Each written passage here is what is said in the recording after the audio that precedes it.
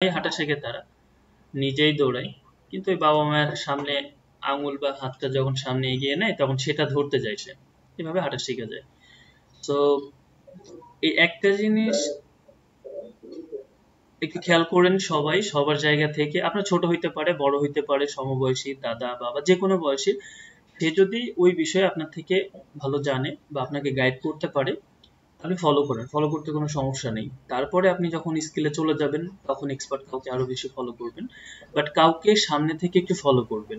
সেটা অনলাইনে হতে পারে, অফলাইনে হতে পারে, ভার্চুয়ালি হতে পারে, হ্যাঁ, বা আপনার খুব কাছের পরিচিত কেউ হতে পারে, ইভেন টিচারও হতে পারে। একজনকে ফলো করবেন, গাইডলাইন নেবেন, কোনো প্রবলেম হলে খুব ইতিবাচক ভাবে জিজ্ঞাসা করবেন। বা নিজের যারা এখন আপনার ব্যাচমেট আছে তাদেরকে জিজ্ঞাসা করবেন, ভালো করছেন ভাই, আমি তো এটা করলাম, আর কোথায় কোথায় সমস্যা, একটু ভুলটা ধরিয়ে দেন তো। আমরা বাঙালিরা ভুল ধরতে খুব পছন্দ করি, বাট কেউ যদি ধরে তাহলে তো আবার খুব সমস্যা। মানে একই সত্তায় দ্বৈত আচরণ, এটা কিন্তু খুব বেশি হয়। তো এটা একদম পজিটিভ হওয়ার জন্যই বলছি যে হইতে হবে, কারণ ডিজাইন ব্যাপারটা এক দুই দিনে হবে না, প্রচুর সময় লাগে। এটা লাইফ লার্নিং এর বিষয়। ইভেন যারা 10-20 বছর ধরে ডিজাইন করছে তারাও এখনো শিখছে নতুন ভাবে, কারণ এই বছরে আপনার জিনিসটা এরকম আছে, নেক্সট ইয়ারে থাকবে না। স্বাভাবিক।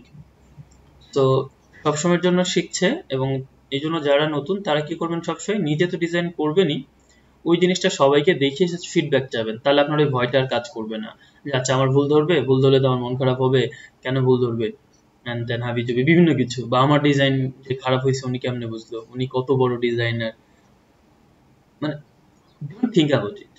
এই ব্যাপারে চিন্তাই করবেন না, শুধু চিন্তা করবেন সে কেউ যদি ভুল ধরে এটা আপনাকে সে শুধরিয়ে দিচ্ছে।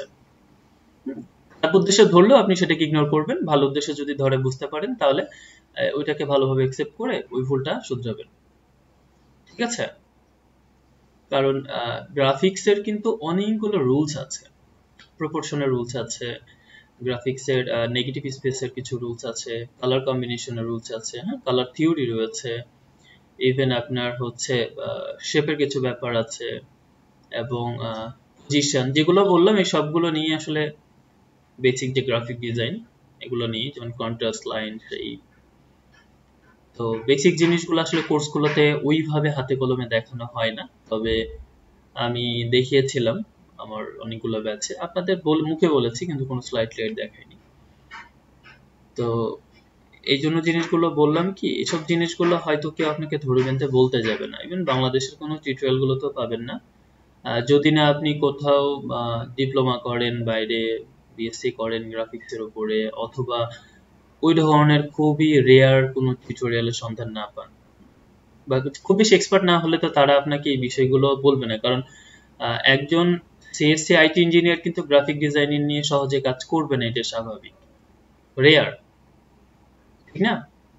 তো তাহলে সে তো আপনার কম্পিউটারের বাইনারি বিট পিক্সেল এইসব ব্যাপারটা খুব ভালোভাবে জানে, কিন্তু একজন গ্রাফিক ডিজাইনার আসলে বাংলাদেশে যে পদ্ধতিতে শেখানো হয় উনি জানেন না। তো না জানলে আপনাদের শেখাবে কিভাবে? না শিখলে আমরা বঞ্চিত হচ্ছি, এই জন্য আমরা বাংলাদেশ থেকে আসলে ভালো মানের গ্রাফিক ডিজাইন পাচ্ছি না। হুম যদি বলেন অনেকে তো ভালো আছে, ডিজাইন করে ডিজাইনের সাথে আসলে ভালো গ্রাফিক ডিজাইনের সম্পর্কটা পুরোপুরি মিল না, কারণ পুরোপুরি মিল থাকতে হলে গ্রাফিক ডিজাইনের শুধুমাত্র কালার থিওরির উপর একটা বই লেখা যায়। তাহলে কালার থিওরি যে না জেনেও ভালো ডিজাইন করছে তাকে কি আমরা গ্রাফিক ডিজাইন বলছি না? বলছি। কিন্তু ওই যে বললাম এই যে কিছুটা মাপের ব্যাপার থাকে, যখন আপনি ইন্টারন্যাশনালি কম্পেয়ার করবেন, বা একজন গ্রাফিক ডিজাইন এক্সপার্ট এত কিছু জেনে সে এক্সপার্ট, আর আমরা কমন কিছু জাস্ট জিনিস দেখে সেটাতে আমাদের ওই যে তথাকথিত স্কুলের পরীক্ষা দেওয়ার মতো কিছু জিনিস জেনে আমরা পরীক্ষা যে উগলে দিচ্ছি, পাস করছি, এ প্লাস পাচ্ছি, মনে করছি আমি সব জানতাম। আসলে এ প্লাস এর মিনিংটা কি? যদি দেখেন বহির্বিশ্বে এ প্লাস এর মিনিংটা হচ্ছে আপনি ওই সাবজেক্ট সম্পর্কে এ প্লাস 80% এর বেশি জানেন, তো ওই সাবজেক্ট সম্পর্কে, নট ওই সাজেশন ওই প্রশ্ন সম্পর্কে না, ওই সাবজেক্ট সম্পর্কে। তো কিন্তু আমরা আমরা সেটাকে একটা সাজেশনে নিয়ে আসি, সারা বই থেকে 10টা 12টা প্রশ্ন পড়ে পরীক্ষা দিই, 7 8টা 9টা পাস করে যায়। আচ্ছা, সবকিছু মিলাচ্ছে এই কারণে, কারণ জিনিসগুলো যেন ক্লিয়ার হয়, দুদিন পর আপনারা শেখাবেন, শিখবেন, আপনাদের বাচ্চা কাচ্চা ছোট ভাই বোন সবাই আছে, তো আমার যে জিনিসগুলো জানা আমি বলছি দেখে যে আমি আবার সব জানতে সমস্যার ব্যাপারটা সেরকমও না, তবে এই জিনিসগুলো সবার ক্ষেত্রে মেলে। একটা বয়সে চলে আসার পরে যেমন ছেলেটা যখন আপনার 25-এ চলে আসে আসলে, তখন তার চিন্তা ভাবনা কথাবার্তা আর একজন 60 বছর মানুষের কথাবার্তার মধ্যে চিন্তা ভাবনার মধ্যে খুব একটা বেশি ম্যাচুরিটির অভাব থাকে না। হয়তো ওনার বয়স্ক ব্যক্তির অভিজ্ঞতাটা বেশি থাকে, বাট ম্যাচুরিটির খুব একটা অভাব থাকে না। কেউ দেশ নিয়ে চিন্তা করে, সোসাইটি নিয়ে চিন্তা করে, উনিও করেন, ফ্যামিলি নিয়ে চিন্তা করে, দুইজনই। ওভারঅল বিষয়টা এই জন্য বললাম যে গ্রাফিক্স এর বিষয়টা এরকম। আরেকটা বিষয়, যেহেতু প্রজেক্ট বেসিস আমরা শুরু করব, আমি চিন্তা করে বা খুব বেশি রিসার্চ করে দেখলাম যে আমি নিজেও কিন্তু আসলে গ্রাফিক ডিজাইনের বিষয়ে খুব বেশি আগ্রহী ছিলাম না, এবং আমি সবসময় প্রোগ্রামিং এই রিলেটেড যে বিষয়গুলোর প্রতি আমার ঝোঁকটা বেশি ছিল। কিন্তু গ্রাফিক ডিজাইন জিনিসটা আমি বুঝতে পারলাম, আসলে গ্রাফিক ডিজাইন না জেনে আপনি ভালো ওয়েব ডিজাইন, ওয়েব ডেভেলপার হতে পারবেন না, কখনোই হতে পারবেন না। আপনার মধ্যে ল্যাকিংসটা থাকবেই। কেউ যদি ডিসঅ্যাগ্রি করে করতে পারে, বাট আমি এটা লিখে বলতে পারি থাকবে আপনার মধ্যে ব্যাপক একটা গ্যাপ থাকবে। ওয়েব ডিজাইন হতে হলে আপনার কালার কম্বিনেশন, শেপের ধারণা, অনেক কিছু ধারণা থাকতে হবে, সেটা গ্রাফিক ডিজাইন থেকে অনলি মাত্র পসিবল। তো গ্রাফিক ডিজাইন বলতে আমরা বাংলাদেশে 3টে সফটওয়্যারকে বলছি, বাইরে আবার অ্যাডোবি এক্সপ্রেসটাই অ্যাড করে অনেকে, আবার কোরাল ডকে আলাদাভাবে অনেকে কাজ করে, বাট বেসিক এই 3টা কাজ করলে আপনার 95% কভার হয়ে যায়। তো এই ওভারঅল বিষয়টা, কনসেপ্টগুলো জরুরি। হ্যাঁ, কাজের থেকে বড় বিষয় হচ্ছে ইনস্ট্রাকশনগুলো ফলো করা যায় না। আমি অনেক কিছু রুলস বলি আপনাদের, কাজ করতে করতে অনেক কিছু বলে ফেলি, অনেকে হয়তো খেয়ালও করেন না, বাট পরবর্তীতে যখন কাজ করতে যাবেন দেখবেন যে এগুলো আসলে একটা রুলস, এগুলো একটা পার্ট। গ্রাফিক ডিজাইন দেখছেন আপনাদের তথাকথিত পড়ালেখার থেকে এখানকার ক্লাস পদ্ধতি, কাজের ব্যাপারটা আলাদা।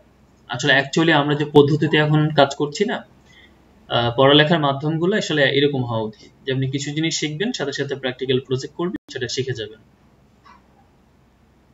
ইভেন পলিটেকনিক্যাল পড়ালেখার যে ইয়েটা বাংলাদেশে প্রণয়ন করা হয়েছে, এটার পদ্ধতি কিন্তু তাই, যদি ওটা করে না বেশিরভাগই, ওই যে 60% তাদের 60% মনে হয় প্র্যাকটিক্যাল, 40% রিটেন, তো 60% শুধুমাত্র এদিকে ওদিকে হজবরল করে পলিটেকনিকে করে ফেলে। এটা কেউ থাকতে পারেন স্টুডেন্ট, কারণ আমি রিয়েল লাইফ থেকে বলছি, আমার অনেক কাছের ফ্রেন্ড আছে, তারা তাদের পলিটেকনিক্যাল লাইফের কথা নিজেরাই বলছে আর কি, এবং অনেকগুলা, একটা না অনেকগুলা থেকে অভিজ্ঞতা। তাহলে ঠিকই বললাম, যদিও আমি ব্যাকগ্রাউন্ডের না, এই জন্য আমি জিনিসটা আসলে ওইভাবে বললাম যে, কারণ আমার সাথে অনেকেই পরিচিত আছেন, যেমন নোয়াখালী পলিটেকনিক্যাল, ঢাকাতে ঢাকা পলিটেকনিক, এবং হচ্ছে এনআইটি, ড্যাফোডিল পলিটেকনিক যেটা রয়েছে, ইভেন ড্যাফোডিল বেটার দেন, মানে এই তুলনায় ড্যাফোডিল ভালো, ঢাকা পলিটেকনিকও আদার দেন ঢাকার বাইরের ওইগুলো থেকে ভালো, কিছু প্রাইভেট ভালো করছে, আর বাদ বাকি কিন্তু এভারেজ, মানে অত বড় অবস্থা। তো এগুলো কেন বললাম যে প্র্যাকটিক্যালের উদ্দেশ্যটা হচ্ছে এরকম, আপনারা বুঝতে পারছেন, প্র্যাকটিক্যাল করলে জিনিসটা ক্লিয়ার হবেন, শিখে যাবেন, এবং সেই জিনিসটা বারবার করতে করতে সেটা আপনার একটা ফিক্সড কাজে রূপান্তরিত হবে, তারপর সেটাকে আপনি আস্তে আস্তে মডিফাই করবেন, সেইটাই তখন আপনার ক্রিয়েটিভিটি হবে বা ইনোভেশন হবে।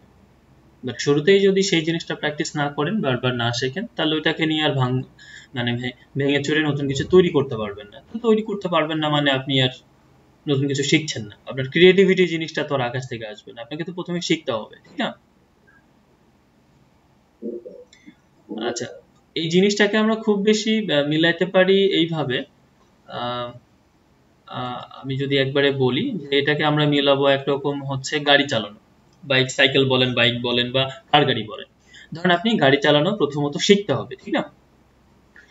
এখন গাড়ি চালানো শিখলে তারপরে না আপনি রেস দিতে পারবেন, বা অলিম্পিকে ধরেন পার্ট নিতে পারবেন, বা আপনি হচ্ছে ওয়ার্ল্ড রেসিং কার বা বাইকের যে ইয়ে আছে কম্পিটিশন, সেখানে যেতে পারবেন। কিন্তু শুরুতে তো আপনাকে অ্যাটলিস্ট বাইক চালাতে জানতে হবে, এবং সেটা ভালোভাবে।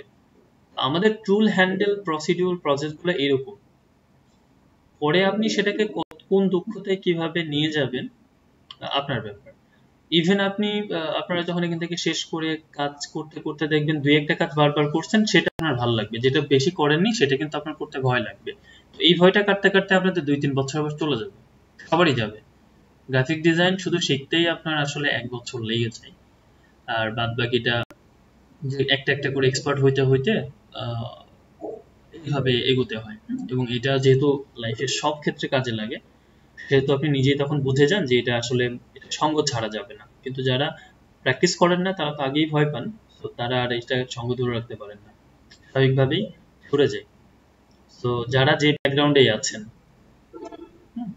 সিএসসি থেকে শুরু করে ইঞ্জিনিয়ারিং, হিস্ট্রি, দোসা মানে সোশ্যোলজি আর আর্টস, বিজনেস, যেখানেই যান না কেন, আপনার এইগুলা কাজে লাগবে। শুধু তো আপনারা এটা শিখছেন না, পাশাপাশি অনেকগুলো রুল শিখে যাচ্ছেন, যেটা আবার পরবর্তীতে অন্য কাজে খুব বেশি ব্যবহার করা হয়। যেমন একজন প্রেজেন্টেশন যদি কোথাও করতে যান বা আপনাকে করতে বলে, এখন যে প্রেজেন্টেশন দিচ্ছেন বা করতে যান সে কিন্তু জানে না যে এই প্রেজেন্টেশনটা কত কারিশমা করে তৈরি হয়েছে এবং কিভাবে এটার কনটেক্সট, কালার, ব্যাকগ্রাউন্ড, কম্বিনেশন ঠিক করতে হয়। বাট আপনি গ্রাফিক ডিজাইনার হিসেবে সেই জিনিসটা জানেন, তো আপনি সাহস করতে পারবেন জিনিসটা তৈরি করতে। বাট একজন কর্পোরেটের যে লেভেলেই থাকেও সে কিন্তু ওই জিনিসটা সাহস করবে, সে অ্যাজ ইউজুয়াল একটা জিনিস করে ফেলবে, রাইট?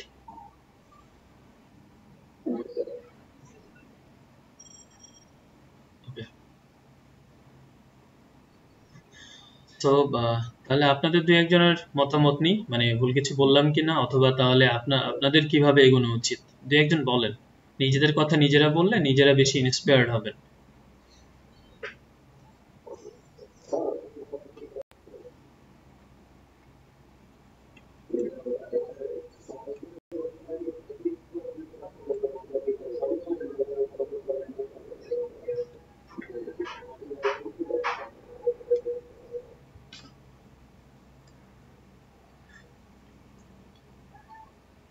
কিভাবে করলে বলতে প্রত্যেকটি দিনই বলছি, মানে কথার মধ্যে জিনিসগুলো থাকছে।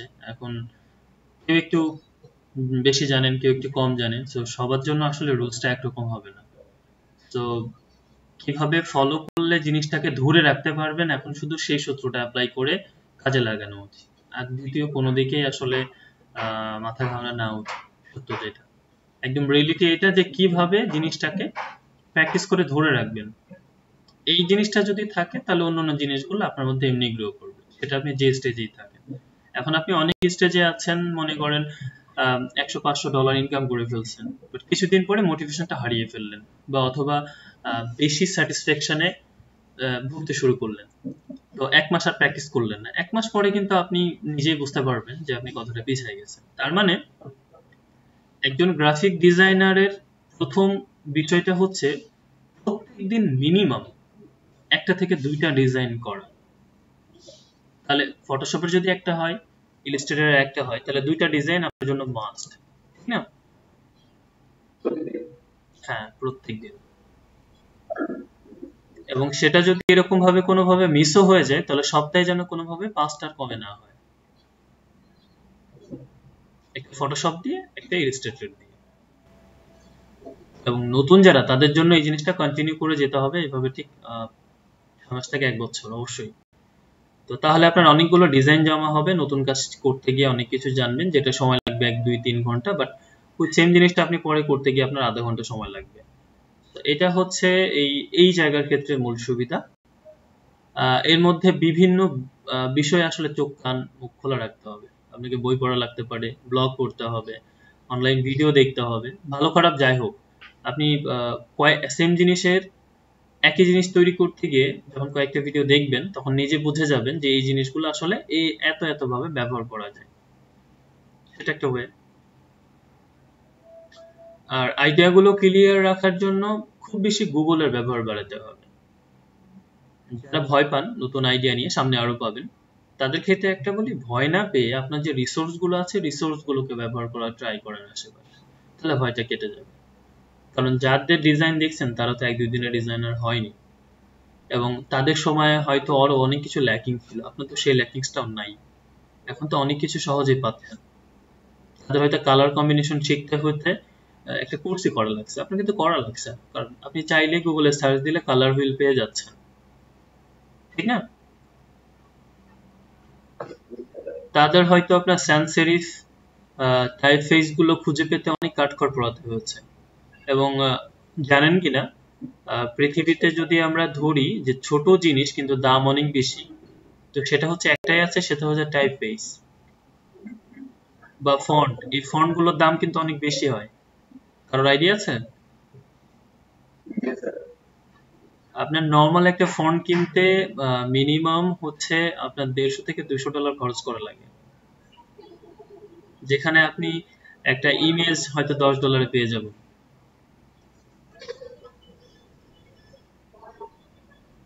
এটা আরো বেশি হয়, 1000, 1500। যাই হোক, তো এটাই বিষয়। তো আমার প্রশ্নটা যেটা ছিল ওটার সাথে সাথে আপনারা বলেন, হ্যাঁ, আপনারা নিউবি যারা আছেন তারা বলেন যে আপনারা কিভাবে এগোলে মনে হচ্ছে আপনাদের কাছে যে আপনারা সফল হবেন, অনেক দূর পথ পাড়ি দিয়েছেন, এটা দ্রুত বলে ফেলেন।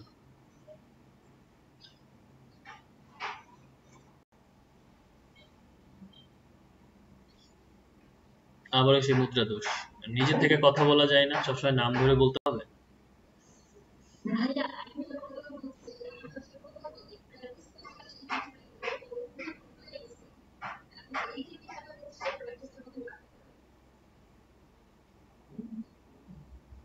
না, আমার কোশ্চেনের অ্যান্সার আগে দেন, এটা তো মানে উল্টা সেই আমাকেই কোশ্চেন করলেন আবার।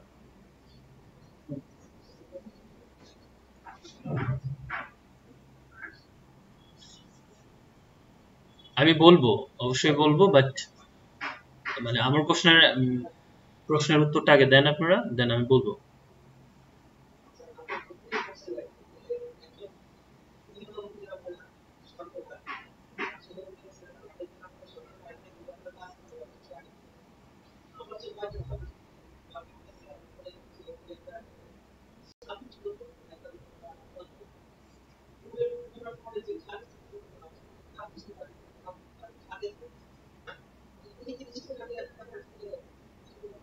আচ্ছা,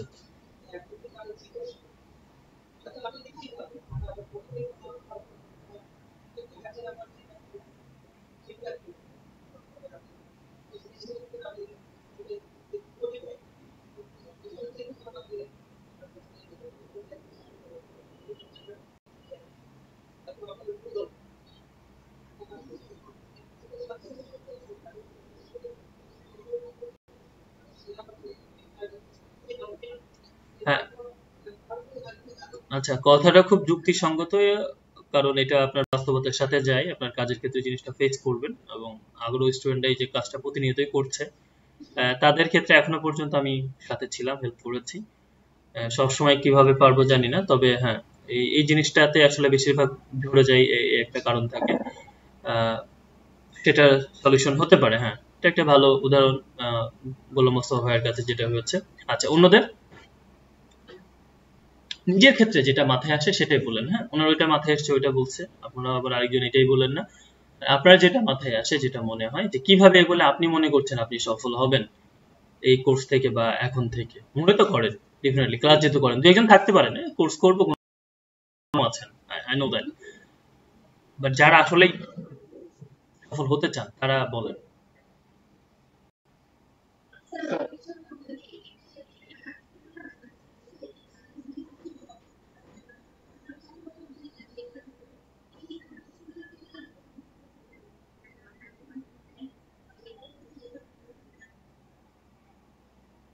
ওকে, ঠিক আছে, এটার কথা হচ্ছে আমরা যেহেতু প্রজেক্ট ভিত্তিক কাজ করব, তখন তো আপনাদের প্রত্যেকটা কাজ জমা দিতে হবে, আমি পাই টু পাই দেখবো, এবং কাজ করার সময় জিনিসগুলো পুঙ্খানুপুঙ্খভাবে বলা হবে, আবার রিভিউ করা হবে।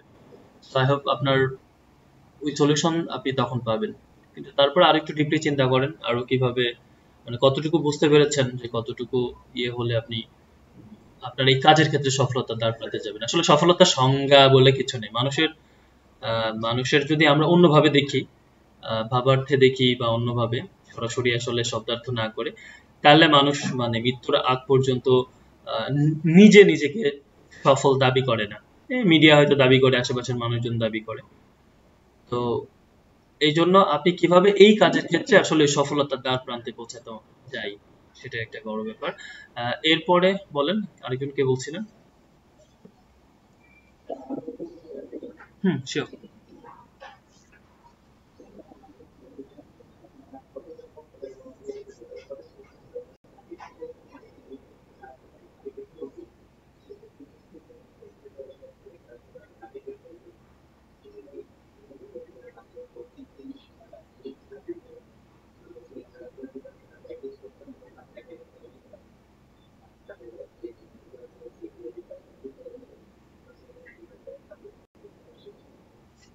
আচ্ছা, ওইটাও একই হলো। সুমিয়াপুর কথাটাই মানে হুবহু বিপরীত ভাবে বলা। আমরা যখন করব, করবো বলতে অলরেডি তো আমরা করছি গতদিন, আজকেও করব, কালকেও করব, পরশু থেকে আবার মানে মেন প্রজেক্ট ভিত্তিক কাজ হয়তো শুরু করব। তো ওই একই, যখন আমরা করব তখন তো আমরা জিনিসগুলো বলবোই, বা আপনাদের জিনিসগুলো দেখে দেখে আমরা সেখানে কিছুটা ফিডব্যাক দিব। সবার হয়তো দিব না, একজনকে ধরে সবারটা মিলে ফিডব্যাক দিব। তো ব্যাপারটা একই হয়ে গেল যে তখন ওর মধ্যে আপনার আপনার সলিউশন আসলে পেয়ে যাবেন।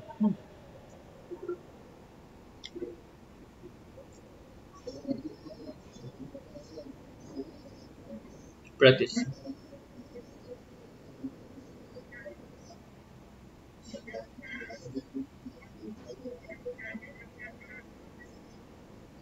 আপনারা এমনিতে ধরা খাবেন, আপনারা দুই তিন দিনের মধ্যেই, মানে যারা প্র্যাকটিস করেন নাই বা গ্যাপ আছে, এবং আমি জানিও অনেকে ধরা খাবেন, এবং তাদের ক্ষেত্রে আপনারা অনেক সলিউশন না পেয়ে তখন নিজে ভাববেন যে আমি তখন প্র্যাকটিস না করে কি ভুল করছি।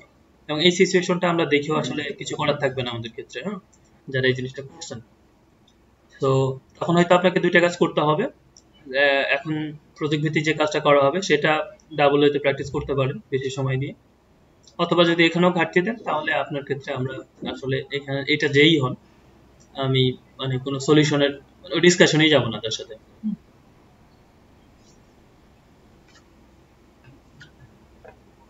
আর কেউ? হ্যাঁ, মতিন ভাই।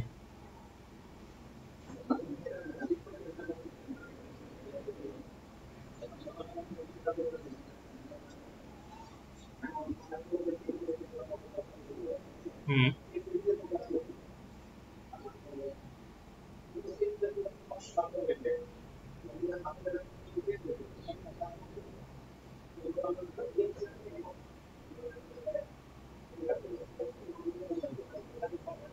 হুম হুম।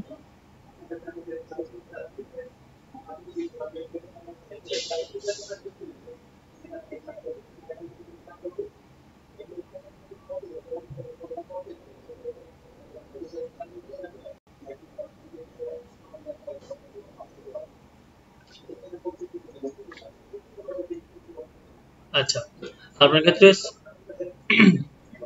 না না, বলেন, আপনি শেষ করেন তারপরে বলি।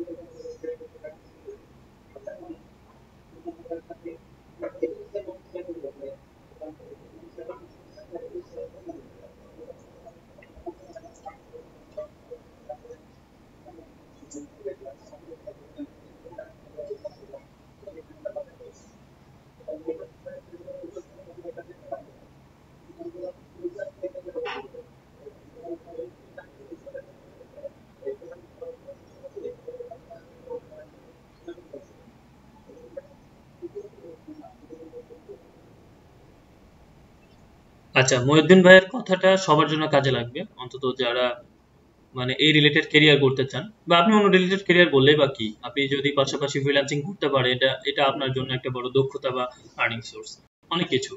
কারণ আপনি চাকরি করে কোনো কিছুতে দক্ষ হইতে পারবেন না, মানে লিখে দিতে পারলে চাকরি করলে কি করবেন, হয়তো কিছু মানুষের নাম নাম্বার আর কিছু জিনিস প্রত্যেকদিন একই জিনিস খাতায় লিখবেন, একই জিনিস, ওই 0172 জায়গায় 01 দেখাতে 82, ব্যাপার এরকম না বেশিরভাগই যারা খাতা কলমে কাজ করে। তো এখানে আপনার স্কিল বাড়বে না, স্কিল বাড়ে হচ্ছে এই রিলেটেড কাজগুলোতে। তো মহিউদ্দিন ভাইয়ের কথাটা হচ্ছে, দেখেন, আপনি শুধু না, যারা গ্রাফিক ডিজাইনার আছে তারা প্রত্যেকেই চায় তাদের স্কিলটা শাইন করতে, কিন্তু দ্রুত না, এত দ্রুত না।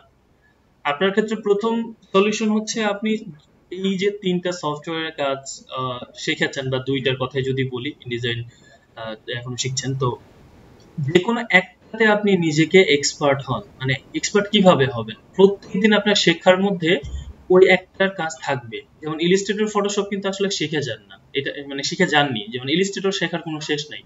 ইলিস্ট্রেটরে এত কিছু করা যায় যে এটা যদি 20 বছর ধরেও কাজ করে তাহলে বলা যাবে না যে আমি এটা A to Z শিখে ফেলেছি। কারণ কি, একজন গ্রাফিক ডিজাইনার অবশ্যই একজন আর্টিস্ট না। কারণ আপনি যদি একজন শিল্পী না হয়, রং তুলিতে কাজ না করতে পারেন, সেখানে আপনার একটা ল্যাকিংস আছে, তার মানে আপনি ওই জায়গাতে আপনার ঘাটতি থাকছে। তাহলে তিনটা সফটওয়্যারের একটাতে, ফটোশপ, ইলাস্ট্রেটরের যে কোনো একটাতে আপনি এক্সপার্ট হন, সেটা আপনাকে কন্টিনিউয়াস শিখতে হবে, লেগে থাকতে হবে, কাজও করতে হবে। আচ্ছা, এখন আপনার ইচ্ছা হচ্ছে 3D তে যাওয়া, ইটস ওকে, কারণ গ্রাফিক ডিজাইনের আপনি একটা স্টেজে আছেন হচ্ছে গ্রাফিক্সে, স্ট্যাটিকে, তো আপনি মোশন গ্রাফিক্সে যাবেন, এটা আপনার ইচ্ছা। মোশন মিন্স আমি 3D এর কথা বলছি। তো সেই ক্ষেত্রে সেটা তো ধীরে ধীরে আপনি মানে এগোতেই পারেন এবং এগোনো উচিত, কারণ আপনি একটা জায়গায় বসে থাকলে তো আপনার হবে না, কারণ অলরেডি আপনি শিখে গেছেন, অনেক কিছু জানেন। তো নতুন কাজ করে মজা পাচ্ছেন না, বাট শেখার অনেক কিছু আছে, বারবারই বলছি। যেমন ফটোশপ নিয়ে কাজ করে 30 বছর এবং অনেক মানুষ পরিচিত আছে আমার ইন্টারন্যাশনালি। তো এটা যদি হয়, তো এই জন্য আমরা অনেক সময় কথা বলার ক্ষেত্রে আমরা কি বলি, এটা হতে পারে বা এটা ভুলে গেছি, কারণ কি আমরা জানি যে ওই ব্যক্তি যেহেতু 30 বছর কাজ করছে, আমি তো সেখানে 3-4 বছর, আমি কিছুই না।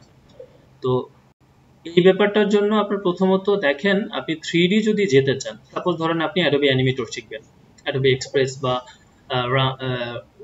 রাশ, এই যে জিনিসগুলো শিখতে চান আপনি, অ্যাডোবি সফটওয়্যার যদি আপনার জানা থাকে, তাহলে এইগুলো করা আপনার জন্য তখন ইজি না? তারপর আপনি দেখেন আফটার ইফেক্টে 3D 2D দুইটার কাজই করতে পারবেন। তো আফটার ইফেক্টের কাজটা আপনার খুব ভালোভাবে শিখতে হলেও কিন্তু 6 মাস থেকে 1 বছর চলে যাবে। আপনি যে 10টা বা 11টা ভিডিও দেখেছেন, আমি যেটা সাজেস্ট করেছি যদি ওখান থেকে দেখেন, এখানে জাস্ট বেসিক একটা ধারণা দেওয়া, হুম, মানে একটা বিশেষ ধারণা দিয়েছে। কিন্তু আমি রিকমেন্ড করবো আপনাকে ইডুমির একটা কোর্স নামাবেন, সেটা ওইটা শিখতে আপনার 4 থেকে 6 মাস চলে যাবে, অবশ্যই যাবে, কারণ ডিটেলস বলা আছে ওইটাতে।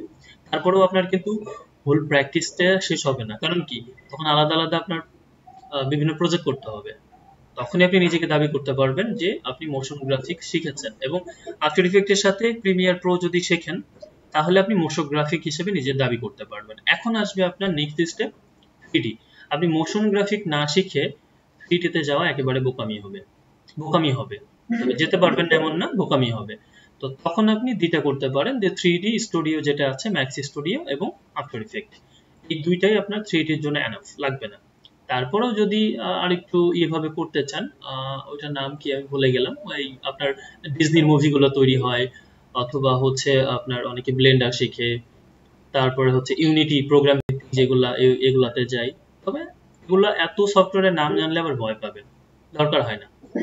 আমার কাছে অ্যাডোবি অ্যানিমেটর, আফটার ইফেক্ট এবং হচ্ছে অ্যানিমিস, অথবা ওই নামটা আমি ভুলে গেছি, ওইটাতে আপনার ওইটা বেশি জনপ্রিয়। তারপর হচ্ছে অ্যানিমিস বা না না, মায়া না, মায়া তো মডেলিং এন্ড সিমুলেশন, মায়াতে ওগুলোতে 3D 4D দুইটাই করা যায়। তো মানে এই জন্যই বলছি, মানে যেহেতু অ্যাডোবিতে শিখেছেন, অ্যাডোবি থেকে হুট করে অন্য কোথাও সুইচ করলে অনেক টুলস গুলো মিল পাবেন না, তখন নিজের জন্য কষ্টটা বেশি হয়ে যাবে, দরকার নেই। তো অ্যাডোবি নিজেই সারা পৃথিবী এমন ভাবে দখল করে আছে, এই ক্ষেত্রে আপনি অ্যাডোবি রিলেটেড সফটওয়্যারে থাকলেই আপনি সবগুলো কভার করতে পারবেন। এটা আমার সাজেশন, এই কারণে আপনার কষ্টটা যেন কম হয়, মানে সবাই যারা যেতে চান। আচ্ছা, তো এখন আপনার এই 3D করতে হলে, মোশন গ্রাফিক করতে হলে আপনার কিন্তু ইলাস্ট্রেটর লাগবে, ফটোশপ লাগবে। আপনি একটা ব্যাকগ্রাউন্ড চেঞ্জ করবেন, গ্রেডিয়েন্ট দিবেন, ফটোশপ লাগবে। আপনি একটা ক্যারেক্টার হাঁটাবেন, চলাবেন 3D তে, সেটা কিন্তু আপনার ইলাস্ট্রেটরে ড্র করতে হবে ভেক্টর শেপ। এটা তো পিছু ছাড়তে পারছেন না, তার মানে আপনার কেরিয়ার কিন্তু আসলে এটা থেমে যাচ্ছে না, গ্রাফিক ডিজাইন যেটা আছে। আর যেটাতে আপনি অলরেডি আর্নিং করছেন বা লেগে আছেন, সেইটাকে ছেড়ে এক জায়গাতে হঠাৎ করে সুইচ চাইলেও হতে পারবেন না। আপনার প্রথমত এইভাবে প্ল্যানিং করতে হবে, আমি যেটা করছি সেটা করব, বাট আমার এরিয়াগুলো সিলেক্টেড করে ফেলবো। আমি শুধু লোগো ডিজাইন করব, আমি শুধু ফ্লায়ার করব, অথবা শুধু প্রিন্ট ম্যাটেরিয়াল করব। কথা বুঝছেন? আচ্ছা, আর পাশাপাশি সময়টা আপনি সময় দিবেন আফটার ইফেক্ট বা মোশন গ্রাফিক্স, এরপরে 3D তে, এবং একটা প্ল্যানিং করতে হবে। হ্যাঁ, এটা হচ্ছে আমি জানি না আপনার স্টাডি ব্যাকগ্রাউন্ড, ইউনিভার্সিটি গুলো ভালো এবং খারাপ ইউনিভার্সিটি গুলোর যে পার্থক্য গুলো থাকে, সেটা হচ্ছে এটা, স্টুডেন্টদেরকে, ন্যাশনাল ইউনিভার্সিটি স্টুডেন্টদেরকে লিডারশিপ, ক্যারিয়ার প্ল্যানিং কখনোই শেখাতে পারে না। আপনার প্রথমে একটা মিশন থাকতে হবে। মিশনটা কি? মিশনটা হচ্ছে ভিশনের ছোট ছোট রূপ। আপনি এই 1 বছর, আমি দেখেন একটা পোস্ট দিয়েছিলাম আপনাদের গ্রুপে এই 31শে ডিসেম্বর রাত্রে, মনে আছে আপনাদের কারো? 1লা জানুয়ারি 2021-এ একটা ভীষণ প্ল্যানিং করে ফেলেন, যে 1 বছরে আপনি কি কি করবেন। 1 বছরে কি করবেন? আপনি আফটার ইফেক্ট শিখবেন। আফটার ইফেক্ট আপনি শিখবেন 6 মাসে মনে করলেন, তাহলে 6 মাসটাকে প্রতি মাসে মাসে ভাগ করে নেন। এই এক মাসে আপনি এতটুকু অংশ শিখবেন, এই এক মাসে আপনি ইফেক্টটা শিখবেন, এই এক মাসে 3D এর অংশটা শিখবেন। কথা বুঝছেন? ওকে। তারপরে দেখবেন যে 3 মাস পরে আপনার ওই যা চেয়েছিলেন সেখানে গেছেন কিনা। যদি যান, পরবর্তী 3 মাস আপনি প্রজেক্ট করে আপনার কাঙ্ক্ষিত লক্ষ্যে যাবেন। পরবর্তী 6 মাসে অন্য সফটওয়্যার টার্গেট করেন। এই টার্গেটটা করতে হবে। এটা যদি করেন তাহলে আপনার পিছনের সফটওয়্যার গুলো লাগছে, ওটাকে ছাড়তে পারছেন না। পাশাপাশি আপনি তো শিখছেন, তখন তো আপনি আর্ন করতে পারবেন না। কিন্তু আপনি এখন জানেন, যেহেতু আপনি ফ্রিল্যান্সিং এ আছেন, আপনি জানেন যে কোন ওয়েতে গেলে আপনার সুবিধা। তবে ফ্রিল্যান্সিং মার্কেট প্লেসে এই রিলেটেড পোস্ট দেখে নিজেকে টেম্পটেড করে ফেলেন। এনামুল ভাই একটু মিউট করেন। এই ফ্রিল্যান্সিং মার্কেট প্লেসে ধরেন আপনি একটা পোস্ট দেখলেন, ওকে $500 আফটার ইফেক্টের একটা কাজ, আপনার মনে হচ্ছে আমি $50 $100 কাজ করে গ্রাফিক্সে এটা পেলে কি হইতো। এটা ভাবা যাবে না ওই সময়, কারণ আপনাকে মাথায় রাখতে হবে যে আপনি স্কিলড হলে এর থেকে বড় প্রজেক্ট আপনার সামনে আসবে, যেহেতু আপনি গ্রাফিক জানেন। এখন একজন গ্রাফিক ডিজাইন জানা ব্যক্তি যখন মোশন গ্রাফিক্সে যায়, তার স্কিল আর সরাসরি যারা ক্যামতাসিয়া শিখে আপনার অ্যাডোবি প্রিমিয়ার শেখে, তার স্কিল এক থাকে না। আপনি কালার জানেন, আপনি ব্যাকগ্রাউন্ড জানেন, আপনি ইফেক্ট জানেন, আপনি জানেন যে কিভাবে টেক্সটটাকে কিভাবে মিলাইতে হয়, হ্যাঁ, সেন্স সেরিফ কিভাবে ডিজিটাল প্রিন্টিং এ ব্যবহার করা হয়। তো এই জন্য মানে সরাসরি পরামর্শ আগের কথাগুলোর সাথে মিলে যে আপনি জিনিসটা যেটা করছেন সেটাকে সংক্ষিপ্ত করে সেটা তো ধরে রাখবেনই, পাশাপাশি মুভ করবেন। কথা বুঝছেন? এটাকে আমরা বলতে পারি এই রেলগাড়ির বগির মতো, আপনার ইঞ্জিন ঠিক থাকবে। কমন সেন্সটা তো গ্রাফিক্স, ইঞ্জিন ঠিক থাকবে, সেটা হচ্ছে স্ট্যাটিক, মোশন অথবা 3D। এই তিনটা বগি নিয়ে আপনি চলতে পারেন, কিন্তু কোন বগিটা সামনে রাখবেন সেটা আপনার সিদ্ধান্তের উপর। নিশ্চয়ই যেটা আপনি আগে শিখেছেন, যেটা ইনকাম করছেন, সেটা সামনে রাখবেন। আর শেষ প্রান্তে যাওয়ার পরে তখন চাইলে আপনি বগিটাকে সুইচ করতে পারেন। সুইচ তো করতে হবে, ইঞ্জিন যদি ঘোরাইতে হয় তখন তো জানেন কিনা স্টেশন সম্পর্কে যাদের ধারণা আছে, ইঞ্জিন ঘোরাইতে হলে আবার কিন্তু ওই পিছনের বগিটাকে তখন সামনে নিয়ে আসতে হয়। তো তখন আপনি 3Dটাকে সামনে নিয়ে এসে নিজেকে গ্রাফিক ডিজাইনার হিসেবে দাবি করবেন, কিন্তু প্রথমে লিখবেন তখন 3D animator, and then motion graphic designer, and then graphic designer. আর এখন লিখবেন উল্টাটা, কাজটা শিখে। সো আই হোপ আপনি সলিউশনটা পেয়েছেন, এবং আপনার এটাই করতে হবে। এবং আমি পাশাপাশি একটু বলবো যে আপনারা হচ্ছে এনভ্যাদর, আপনার প্লাস আছে না, এনভ্যাদো মার্কেট প্লেসের প্লাস বলে একটা ওদের সাইট রয়েছে, ওইটারই পার্ট। ওখানে অনেক ব্লগ আছে, এই ব্লগগুলো একটু পড়েন। এই ব্লগগুলো পড়তে হবে এবং ডিজাইনারদের কমিউনিটির সাথে যুক্ত থাকতে হবে, নাইলে কিন্তু এই ইনফরমেশন গুলো জানবেন না। কাজ যতই শেখেন, ইনফরমেশন গুলো না জানলে আপ টু ডেট থাকতে পারবেন না। এটা সবার ক্ষেত্রে। সবাই যেহেতু ওই পরিমাণ পড়ালেখা করছেন, আপনাদেরকে কিন্তু নিয়মিত এঙ্গেজ থাকতে হবে বিভিন্ন ব্লগের সাথে, গ্রুপের সাথে, কমিউনিটির সাথে। এবং সোশ্যাল মিডিয়া এখন শুধুমাত্র চ্যাট, ফেম, গসিপ এগুলোর জন্য ব্যস্ত না থাকে, এখানে নিজেদের স্কিলটা ঢুকাই ফেলেন, ক্রিয়েটিভিটিটা দিয়ে ঢুকাই ফেলেন। এবং গ্রাফিক ডিজাইনারদের প্রত্যেকের কিন্তু অল্প স্বল্প কিছু সোশ্যাল মিডিয়া মার্কেটিং জানতে হয়। এটা না জানলে আপনি নিজেকে প্রমোট করতে পারবেন না। হ্যাঁ, এবং ওই কোর্সটা হচ্ছে ম্যান্ডেটরি সবার জন্য। যেমন আমার ধারণা মতে আগামী 5-7 বছরের মধ্যে আপনার বিজনেস ব্যাকগ্রাউন্ডের যারা আছেন তাদের চাকরি অনেকটাই খেয়ে ফেলবে সিএসসি ব্যাকগ্রাউন্ডের ওরা। কারণ বিজনেস ব্যাকগ্রাউন্ডের ওদেরকে নতুন করে কোর্স করে ডিজিটাল মার্কেটিং শিখতে হয়, যদিও তারা বিজনেস মানে মার্কেটিং ব্যাকগ্রাউন্ডের।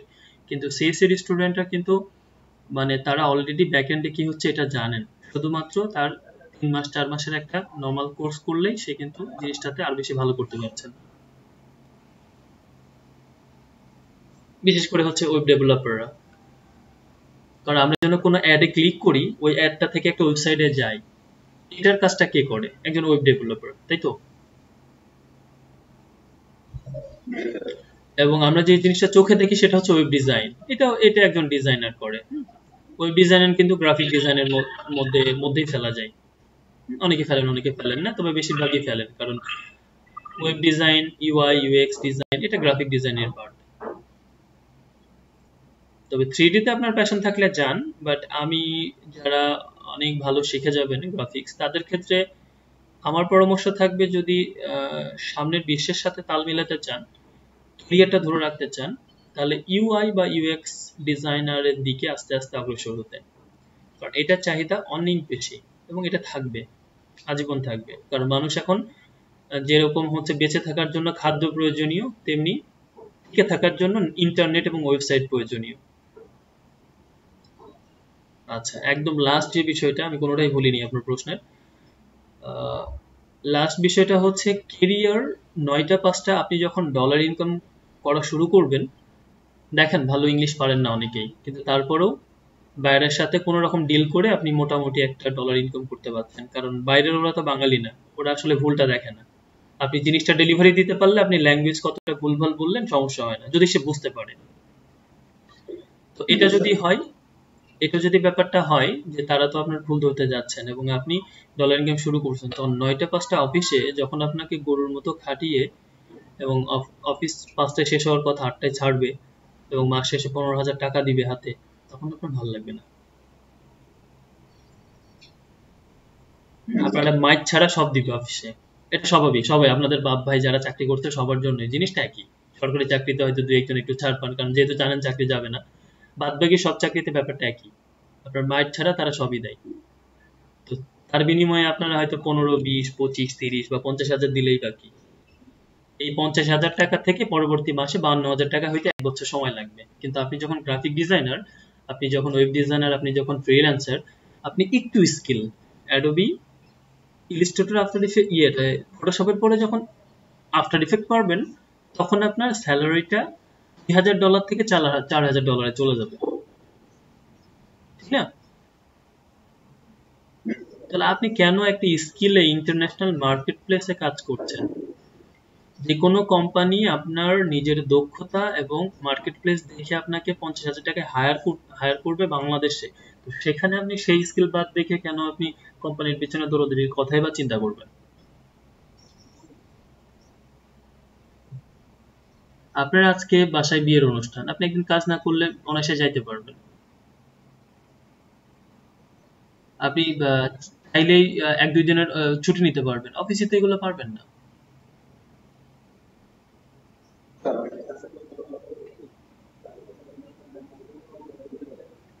আমার কথা হচ্ছে ছুটি না, ছুটি না। আমি আমি চাকরি যারা করছেন তাদের কাছে আমার প্রশ্ন, এই 4 বছর আপনি কি শিখছেন যে যেটা আপনার পরবর্তী কেরিয়ারের জন্য কাজে লাগবে? Nothing else. কেউ যদি বলেন হ্যাঁ স্যার কিছু অভিজ্ঞতা হয়েছে যে অন্য কোম্পানিগুলো আমাকে অভিজ্ঞতা থেকে হায়ার করবে, তার বিনিময়ে আপনাকে কয় টাকা দিবে? হয়তো 2,000 থেকে 3,000 টাকা বেশি দেবে, বা 5,000 টাকা আমি ধরলাম, এর বেশি তো দিবে না। কিন্তু আপনাকে ওই একই সেক্টরে পড়ে থাকতে হবে। কিন্তু অনেক ব্যাপার আছে, মুক্তভাবে আসলে বাঁচতে চাইলে আহ, বাসায় যারা থেকে কাজ করতে চান, স্বাধীনভাবে কাজ করতে চান, এবং শুধু স্বাধীনভাবে না, আমি যদি দক্ষতার জায়গাটাতে দেখি তাহলে অনেক দক্ষতা লাগে। যেমন ফ্রিল্যান্সার হতে হলে আপনাকে ক্লায়েন্ট হ্যান্ডেল করতে হয়, আপনাকে সেন্স রাখতে হয়, ইংলিশ জানতে হয়, আপনাকে আপ টু ডেট বিষয়গুলো সম্পর্কে ধারণা রাখতে হয়, যেটা জব করতে গিয়ে আপনি পারবেন না। রাত্রে আসবেন, খেয়ে দিয়ে ঘুম, সকালে যান, কিচ্ছু শিখতে পারবেন না নতুন। শুক্রবারে একদিন আছে, ওই দিন আপনার বেরোতে ইচ্ছা করবে না, তার মানে আপনি নতুন কিছু শিখছেন না। আর ফ্রিল্যান্সিং করতে করতে আপনি নতুন কিছু শিখবেন, নতুন কিছু শিখে যাবেন। ক্লায়েন্ট আপনাকে একটা কাজ দিল, যে সাপোজ হচ্ছে আপনি গ্রাফিক ডিজাইনার, আপনাকে বলে গ্রাফিক্সের সাথে কন্টেন্ট রাইটিংটা করে দিতে হবে, কিন্তু আপনি জেনে গেলেন যে কন্টেন্ট রাইটিং গ্রাফিক ডিজাইনের কাজ করা যায়, শুধু একটু ভালো ইংলিশ জানতে হবে, শুধু একটু ধারণা রাখবেন। তা আপনি জানতে জানতে কখন শিখে যাবেন নিজেও বুঝবেন না। তো ভয়েস ওভার, ভয়েস ওভার,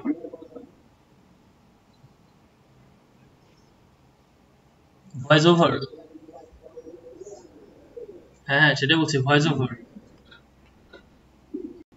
হ্যাঁ, ভয়েস ওভারের প্রায়োরিটি অনেক ভালো। এই জন্য ভালো ইংলিশ জানতে পারলে কিছু না, আপনি ফাইবার আপওয়ার্কে অনেক জায়গায় লেগে থাকতে হবে। মানে হঠাৎ করে বললাম আর কালকে কাজ পেয়ে যাবেন এরকম যারা বলে তারা সব ভোগাস। আপনি ধরেন ভালো ইংলিশ জানেন, তাহলে আপনি এই ধরনের অনেক কাজ করতে পারবেন। অথবা আপনি ভালো একটা মানে ইউনিভার্সিটি থেকে পড়ে ওই সাবজেক্ট সম্পর্কে ভালো জানেন, আপনাকে ভার্চুয়াল অ্যাসিস্ট্যান্ট হিসেবে যে কেউ হায়ার করবে। কি করবেন আপনি? তার ফেসবুকটা চালাবেন, তার হয়ে মিটিং করবেন, তার হয়ে অন্য কোথাও কথা বলবেন, ঘরে বসে 9টা 5টা অফিস করবেন, এবং তার বিনিময়ে সে আপনাকে আওয়ারলি হয়তো $10 বা $15 দিবে, অথবা মাসে আপনাকে $2000-3000 দিবে। $2000-3000 মানে কত বাংলাদেশে? 1,60,000 থেকে 2 লাখ টাকা।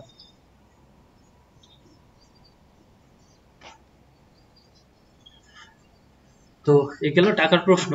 বাট টাকার বিষয়টা মাথায় না রেখে টাকা ইনকামের জন্য যারা আসে আসলে তারা ঝরে পড়ে, স্কিলের ক্ষেত্রে মাথায় রাখে না যে স্কিল হইতে হবে। আর একটা চাকরি পাওয়ার জন্য যে পরিমাণ দৌড়াদৌড়ি করে ছেলে মেয়ে সবাই দেখেন এত বছর পড়ালেখা করে, তো সেখানে আপনি ফ্রিল্যান্সিং মার্কেট প্লেসে দক্ষ হওয়ার জন্য এতটুকু পরিশ্রম দিবেন না?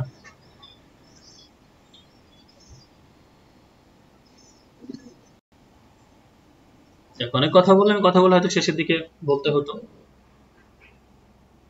এটা প্রথম দিকে বলতে হলে এখন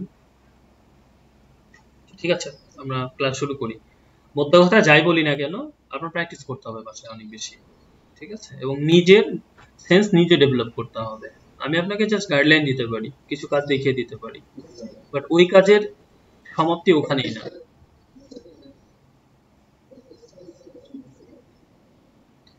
আমি একটা ফ্লায়ার ব্রোশিওর আপনাকে একভাবে দেখাতে পারি, ওই জিনিসটা হয়তো আরো 10 ভাবে তৈরি করা যায়, তো সেটা আপনাকে নিজে করে নিতে হবে।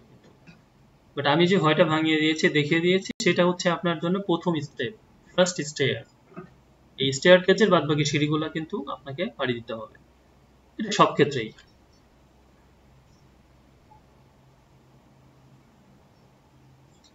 আচ্ছা, আমাকে কমন একটা কোশ্চেনের অ্যান্সার দেন, যারা একটু ভালো জায়গায় পড়ালেখা করছেন বা ওঠা বসা করেন তারা বলতে পারবেন। এই যে আমরা অনার্সে যে সাবজেক্টগুলো নিয়ে পড়ালেখা করি করি এবং সেটা আমাদের কেরিয়ারে কাজে লাগে না, তো তাহলে আমাদের এই পড়ালেখার উদ্দেশ্য কি বলেন তো?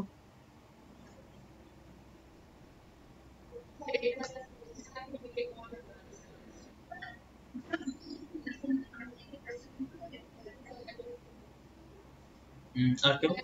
আমি সব রকম, হ্যাঁ, সবার কাছ থেকে অ্যান্সার আশা করছি, বলেন তো।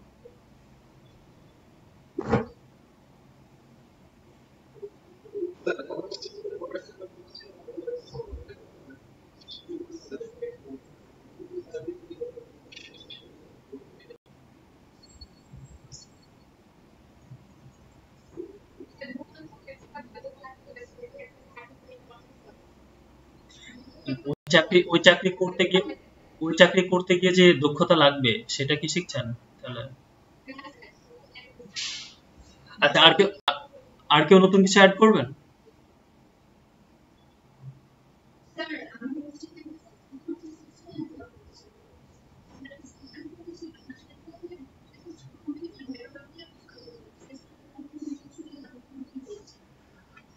তার থেকে বড় কথা, ইন্টার পর্যন্ত যে ইংলিশটা শেখেন, যখন অ্যাডমিশন টেস্ট দিতে যান তখন সেই ইংলিশটাও মিল পাওয়া যায় না।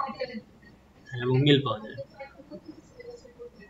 আচ্ছা, বাংলাদেশের প্রেক্ষাপটে আমি আপনাদের কথার সাথে 70% একমত, হ্যাঁ, বাদ বাকিগুলো একমত হচ্ছি না। তো কেন হচ্ছে না সেটা আমি বলছি। পড়ালেখার একাডেমিক পড়ালেখার মূল উদ্দেশ্য আসলে ইনকাম করা না, এটা জানেন কিনা আপনারা? হ্যাঁ, কিন্তু একটা প্রসেস যেহেতু চলে আসছে, আসলে সেই ধরনের দক্ষতা থাকা উচিত যে সেই ইউনিভার্সিটি থেকে বের হওয়া অন্তত সেখানে কোনো কাজ করার মতো যোগ্যতা থাকবে, যোগ্যতা না চাকরি, হ্যাঁ, কাজ করার মতো। তো চাকরি টাকা ইনকামের সাথে আসলে পড়ালেখার সম্পর্ক আদিকালে কোথাও নাই, মানে বাইরের বিশ্বেও নাই, ছিল না। আপনি একটা স্কিল অর্জন করবেন, সেই স্কিলটাকে বিক্রি করে আপনি টাকা ইনকাম করতে পারেন, কিন্তু পড়ালেখা করবেন শুধুমাত্র জানার জন্য, এবং আপনি কোনো মাল্টিপল বিষয় সম্পর্কে জানেন এবং সেই বিষয়গুলো জেনে আপনি সেটা নিয়ে গবেষণা করবেন, শিখবেন নতুন কিছু। তো এখনকার বিষয়টা ভাগ হয়ে গেছে। এটা আমি এই জন্য বলছি, সবাই ইয়াং, আমরা বা আপনারা, এই জন্য বলছি এখনকার বিষয়টা ভাগ হয়ে গেছে, স্কিল বেসড লার্নিং একটা, আর একটা হচ্ছে একাডেমিক বেসড। স্কিল বেসড লার্নিংটা আপনাকে চাকরির নিশ্চয়তা দেয়, এবং সেই জন্য বহির্বিশ্বে যেটা বলে, যদি শুধু চাকরির উদ্দেশ্য থাকে তাহলে আপনার জন্য ভোকেশনাল বা টেকনিক্যাল এডুকেশন, জেনারেল এডুকেশন চাকরির জন্য না। আর কথা বুঝতে পারছেন? ওই এডুকেশনটা শুধু চাকরির উদ্দেশ্যে তৈরি করা, যেটা চায়না করে, জাপান করে। জাপানের 62% লোকজন পলিটেকনিকে পড়ে, চায়নাতে তো পুরো 30 বছর তারা হায়ার এডুকেশন বন্ধ রাখছিল, জানেন কিনা? শুধুমাত্র এই কারণে যে দেখেন, ওইসব দেশ মনে করে যে আপনার হায়ার স্টাডি দরকার নেই। আপনি দেখেন আমাদের দেশে সব হুমড়ি খেয়ে অনার্স মাস্টার্স করে, বাইরের বাইরের দেশগুলোতে মাস্টার্স করে না বললেই চলে। শুধুমাত্র যারা টিচার হবে, গবেষক হবে, তারা ছাড়া আর কেউ মাস্টার্স করে না। পিএইচডি তো করেই না, যারা শুধুমাত্র গবেষক হবে তারাই করে বা টিচার হবে। তো ওইসব দেশ মনে করে এটা হচ্ছে ওয়েস্ট অফ মানি, বিকজ আপনি অনার্স করবেন তখনই যখন আপনার এইটা নিয়ে উচ্চতর কিছু করার ইচ্ছা থাকবে তখন। নইলে আপনার কিন্তু অনেক টাকা খরচ হবে, $20,000 থেকে $40,000 খরচ হয়, যেমন আমেরিকার কথাই বলি। সো এই জন্য ওরা সবাই হায়ার স্টাডি নেয় না। কারণ আপনি ও লেভেল পাস করে ওখানে ব্যাংকে জব করতে পারেন, এ লেভেল পাস করে আপনি কর্পোরেটে জব করতে পারেন। এরপরে কর্পোরেটের রিকোয়ারমেন্ট যদি থাকে তাহলে, যেমন গুগলের কোনো স্পেসিফিক স্কিল কিন্তু নাই তাদের ইয়ে পর্যন্ত, যে স্কিল বেস গুলাতে যদি স্পেসিফিক জায়গাগুলোতে না থাকে, সেখানে কোথাও ওরা লিখে দেয় না যে আপনাকে অনার্স পাস করতে হবে। ওখানে লিখে দেয়, যেমন আপনি একজন অ্যানিমেটর লাগবে, তখন লিখে দেয় যে আপনাকে অ্যানিমেটরে স্কিল হইতে হবে। স্কিল মানে কি? যেহেতু গুগলে জব করেন, সারা পৃথিবীতে আপনাকে এক্সপার্টদের মধ্যে একজন থাকতে হবে, ঠিক না? তাহলে আপনাকে নিবে। আপনি যদি হাই স্কুলে পাস নাও করেন, ওদের কোনো সমস্যা নেই, কোনো সমস্যা নেই, জানেন কিনা এটা? কিন্তু স্পেসিফিক ডিপার্টমেন্ট চালাইতে হলে, লিডারশিপ নিতে হলে, তখন কিছু রিকোয়ারমেন্ট ওরা হয়তো দিয়ে দেয়। বাট এটা 2012 পর্যন্ত ওদের রাখছিল ইন্টার, পরে হায়ার স্কুল মানে 2016-তে হাই স্কুল পর্যন্ত ছিল, সেটাও তুলে দিচ্ছে ওরা টেকনিক্যাল সাইড গুলোতে। তো বিশ্ব এইভাবে এগোচ্ছে, বাংলাদেশে একটু পরে এগুলোতে যাবে, বা যাবে, এক সময় যাবে। কারণ আমিও আমার অর্গানাইজেশন একসময় বড় হলে আমি ওখানে নিয়োগ দেওয়ার সময় আসলে অনার্স মাস্টার্স এর ডিগ্রি কিচ্ছু দেখবো না। আমি এক্সেলের জন্য যদি কাউকে নিয়োগ দিই, সেই স্কুলের ছেলে হলে আমার কোনো সমস্যা নেই, বা গ্রাফিক্স এর জন্য কাউকে যদি নিয়োগ দিই, তাকে আমার কোনো ডিগ্রি লাগবে না। অন্যান্য জায়গাগুলো আলাদা, সেটা আমি বারবারই বলছি। কিছু জায়গা হচ্ছে, যেমন আমি বিজনেস এক্সিকিউটিভ নিয়োগ দিতে হলে তাকে তো অবশ্যই ব্যাচেলর লেভেলের বিজনেসের আইডিয়াটা থাকতে হবে, কারণ স্কুল কলেজে তো আর ওইগুলো শেখায় না, পড়ায় না। টোটাল জিনিসটা আমি আপনাদের সামনে ক্লিয়ার করলাম, কারণ এই জিনিসগুলো বলার পরই আমার স্টুডেন্টরা কিন্তু ডিফারেন্ট হয় তাদের কাজের ক্ষেত্রে, তারা অন্তত মনোযোগ দিয়ে শোনেন। তো আই হোপ এই জিনিসগুলো আপনাদের কাজে লাগবে, যে কেন আমরা এইভাবে চিন্তা করব, এইভাবে এগোবো। তো এই জন্য স্কিল বেসড লার্নিংটা আপনাকে শিখতেই হবে। পড়ালেখা করছেন সো হার্ড, এটা আপনাকে চাকরির বা ইনকামের নিশ্চয়তা দিবে, এটা আপনাকে তুলে ধরবে। আর ওই এডুকেশনটা আপনার ভিতরের জিনিস, যেটা আপনি জানেন, এত কিছু শিখেছেন, এত বই পড়েছেন। হ্যাঁ, আমাদের সোসাইটিতে আমরা সার্টিফিকেট দেখানোর জন্য ডিগ্রি নিই, নেন, সমস্যা কি? সবাই দেখাচ্ছে, আপনিও দেখান। সবার মধ্যে আপনি ব্যতিক্রম হইতে গেলে লোকজন তখন আপনাকে অন্যভাবে দেখবে। একা তো আর সোসাইটির রুলস ভাঙা যায় না, দরকারও নেই। বাট স্কিল বেস শিখতে হবে আপনাকে, যে স্টেজেই থাকেন। আপনার 2 বাচ্চার বাপও মা হয়ে থাকলেও আপনি তখনও শিখেন নতুন করে। স্কিল না থাকলে আপনার সংসারটা হঠাৎ করে ভেঙে গেলে, অনেক মেয়েদের মাঝপথে তালাক দিয়ে দেয়, এখন তো খুব বেড়ছে। তো তখন তারা কি করবে? বাপের বাসায় পাঠিয়ে দিলে বাপ মা তখন খারাপ ভাবে, ভাইরা তাদেরকে জায়গা দেয় না।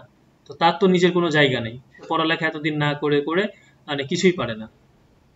তখন এই ধরনের মানুষগুলা কি করবে বলেন তো?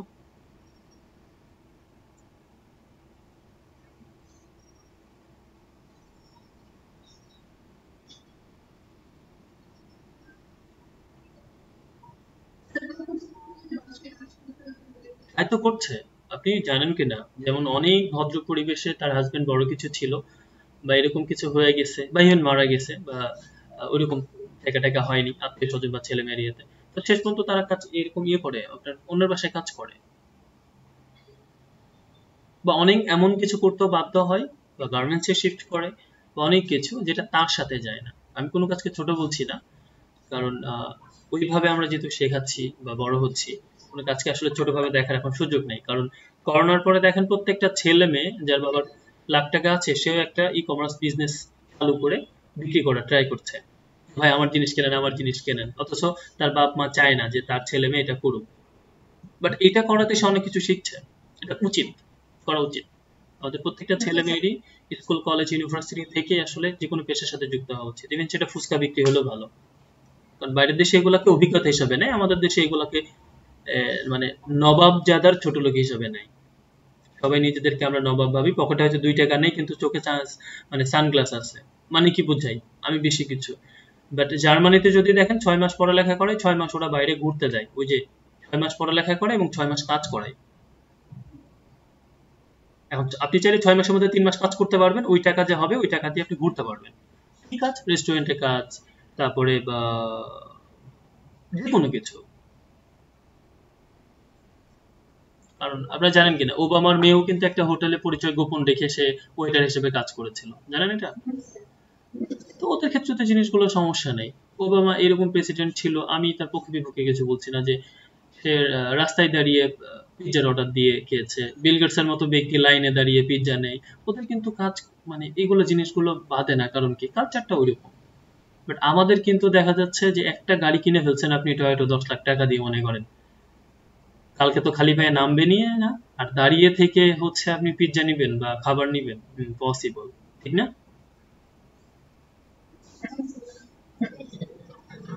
তো যাই হোক, এই জিনিসটাকে এই জন্য বলছি যে আপনি গ্রাফিক ডিজাইনার হিসাবে অনেকে আপনাকে যারা জানে না ছোট করেও দেখতে পারে। হ্যাঁ, গ্রাফিক ডিজাইনার মানে তারা মনে করবে যে আপনার ওই যে নির্বাচনের পোস্টার টোস্টার এগুলো তৈরি করে। হ্যাঁ, সিরিয়াসলি তাই। এরকম কিছু ভাবতে পারে।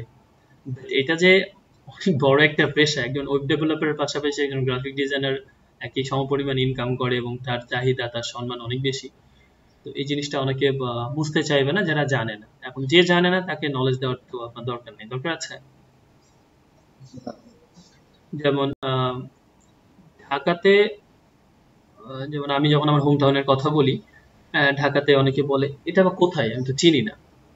তা আমি কি করেন, আমি ইউনিভার্সিটি পাস করছি, তাই জব করছি, এটা সেটা। তো আমার প্রশ্ন তখন থাকে যে হচ্ছে এটা বাংলাদেশের কোথায়, প্রশ্নটা সেখানে না কিন্তু। মানে ধরেন আমি চুয়াডাঙ্গা জেলার কথাই যদি বলি, জেলা, একটা দেশে আপনি বাস করছেন, সেই দেশের 64টা জেলা আছে, এটা আপনার জানার কথা, ঠিক না? এখন আপনি না জেনে যদি স্মার্ট ভেবে বলেন আচ্ছা এটা কোথায়, এটা তো আমি চিনি না, তো তাহলে, বা এটা তো কখনো শুনিনি, আমরা শুনিনি, মানে নিজেরটাকে সে আমরা বলে দেয়, আমরা শুনিনি, তাহলে এটা কি তার অজ্ঞতা না, তার অসচেতনতার অভাব না? এটা তো জেলার কোনো দোষ নাই, দোষটা হচ্ছে সে পড়ালেখা করছে কিন্তু সে জানে না, তার মানে তাকে আমরা ওইভাবে শিক্ষিত ধরতে পারছি না ওই অর্থে। কারণ এটা আপনার জানা মানে ম্যান্ডেটরি। একটা দেশ সম্পর্কে তার 64টা জেলা আছে সেটা আপনি জানবেন না, বা সেটা হচ্ছে আপনি ভাব নিয়ে বলবেন যে হচ্ছে এটা তো মানে আমরা কখনো শুনিনি, বা কোন দিকে, এটা ওইটা। এই ছোটখাটো বদনামিগুলো আমরা সবসময় করছি, যেটা আমাদের পেশার ক্ষেত্রে খুব বেশি সমস্যা। তো পেশার সাথে রিলেটেড কি, পেশার সাথে রিলেটেড আপনি যখন জেনে যাচ্ছেন আপনার ক্যারিয়ারটা কতটুকু কোন জায়গায় গেলে সফল হবেন, তখন অন্যদের কথাবার্তাগুলো আপনার কানে লাগবে না, আপনার শুধু সামনে সফল হওয়ার ইচ্ছাটা কাজে করবে শুধু। এখন যে কাজটা করছেন সেটা যদি আবার মাঝপথ থেকে ছেড়ে দেন তাহলে কিন্তু সমস্যা প্রত্যেকে, তাহলে আগামী 10 বছর আপনি কিছু করতে পারবেন না। কারণ আপনি যে পড়ালেখা শেষ করছেন বা করবেন সামনে, সেটা শেষ করে আরো 5-7 বছর আপনার চাকরি পেতে গিয়ে লাগবে, অথবা কোনো রকম চাকরি পেলেও 6 মাস পরে সেখানে ভালো লাগবে না, সন্তুষ্টি পাবেন না, মানসিকভাবে তৃপ্তি পাবেন না, মানুষের অত্যাচার, তারপরে ওই আপনার খবরদারি ভালো লাগবে না, 9টা 5টা অফিস, নিজের জীবনটাকে পরাধীন মনে হবে। অন্তত যারা জব করেন তারা জানেন। তো যেহেতু ভুল করে হোক, জেনে হোক না জেনে হোক, একটা জায়গাতে আসছেন যেখানে আপনার সুযোগ আছে আপনার মুক্তভাবে কাজ করার, বা আপনি যে চাকরি করছেন তার পাশাপাশি কিছু করার, সেটাকে ধরে রাখেন। প্রয়োজনে সেখান থেকে আপনি শিফট করতে পারবেন, পাশাপাশি ডিজিটাল মার্কেটিং শিখতে পারবেন, অনেক কিছু, বাট যেটা শিখছেন সেটাকে ধরে রাখেন। যারা ধরে গেছে 1 বছর পরে ওদের খোঁজ নিন, দেখেন ওরাই আপনার এই কথাগুলো বলবে আফসোস করে, যে ভাই তুমি ধরেছিলা, লেগেছিলা, খুব ভালো করছো, খুব ভালো করছো, মানে এখন সফল, হ্যান ত্যান হাবিজুবি।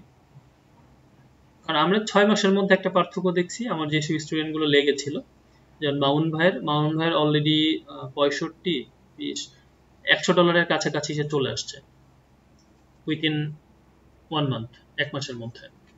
এটা হওয়ার কথা ছিল না, কারণ সে প্রত্যেকটা গাইডলাইন ফলো করছে, সাথে সাথে নক করছে, আমাকে জিজ্ঞাসা করছে, হ্যাঁ, এবং আমি আমার মতো করে সলিউশন দিয়েছি। এমন না যে আমার সলিউশন সবসময় কাজে লাগবে তাই আমি ওইভাবে বলছি, আমি কিন্তু আমার মতো করে বলছি, হতে পারে সেটা ফল করবে। হ্যাঁ, এটা বুঝেন, এই জিনিসগুলো আপনার আপনার শতভাগ মনে করেন, মানুষের দেবতা মনে করে ফেলেন। হ্যাঁ, অনেক সময় তার তার কাছ থেকে এক্সপেক্টেড কিছু না পাইলে তখন আবার হতাশ হয়ে যায়। তো এবং তার নিজের প্রচেষ্টায় সে কিন্তু সফল হচ্ছে, মানে অনেক দূরে আসছে। এটা কোয়াইট ইম্পসিবল, আপনার 3 বছরে এটা আশা করা যায় না, সত্য করে যেটা আমি বলছি, কিন্তু আসছে। তো তখন আমি বুঝলাম যে না, আসলে কিছু গাইডলাইন স্ট্রেট ফরওয়ার্ড আমি একটু রিসার্চ করে গবেষণা করে এদিক ওদিক থেকে দিচ্ছি, যে জিনিসগুলো অন্যরা আসলে বলতে চায় না। কারণ আমি যদি সবকিছু আপনাকে দিয়ে দিই, 6 মাস পরে আপনি আমার সমপর্যায়ে হয়ে যাবেন জানার সময়, তখন আপনি আমাকে দাম নাও দিতে পারেন। মানে এটা ভাবে বেশিরভাগই ট্রেনাররা, তখন তারা বলতে চায় না, কিছু জিনিস ভিতরে রেখে দেয়, রুলস আছে পরে জানবো, আরে ভাই এটা এরকম হয় না, কাহিনী আছে, ব্যাপার আছে, বলি না আমরা নিয়মিত, এটার মধ্যে ওইটা আছে, এটা আছে, এগুলো ভোগ আছে। আপনার মধ্যে যেটা আছে সেটা দেন, মানুষ আপনাকে দাম দিক আর না দিক মন থেকে শ্রদ্ধা করবে, করবে, বাধ্যই হবে, আপনার শত্রু হলেও করবে। আর আমি যেটা মনে করি যে একটা জিনিস ঘেটে ঘুটে সময় দিয়ে শিখলাম, সেটা যদি আরেকজনকে শেখাই, সেটা আপনার সময়ের পর সময় চলতে থাকবে, দিনের পর দিন চলতে থাকবে। আর না শেখাইলে একসময় নিজের মধ্যে নিয়ে নিজেই মারা যাব, লাভটা কিছু হবে না, ঠিক না?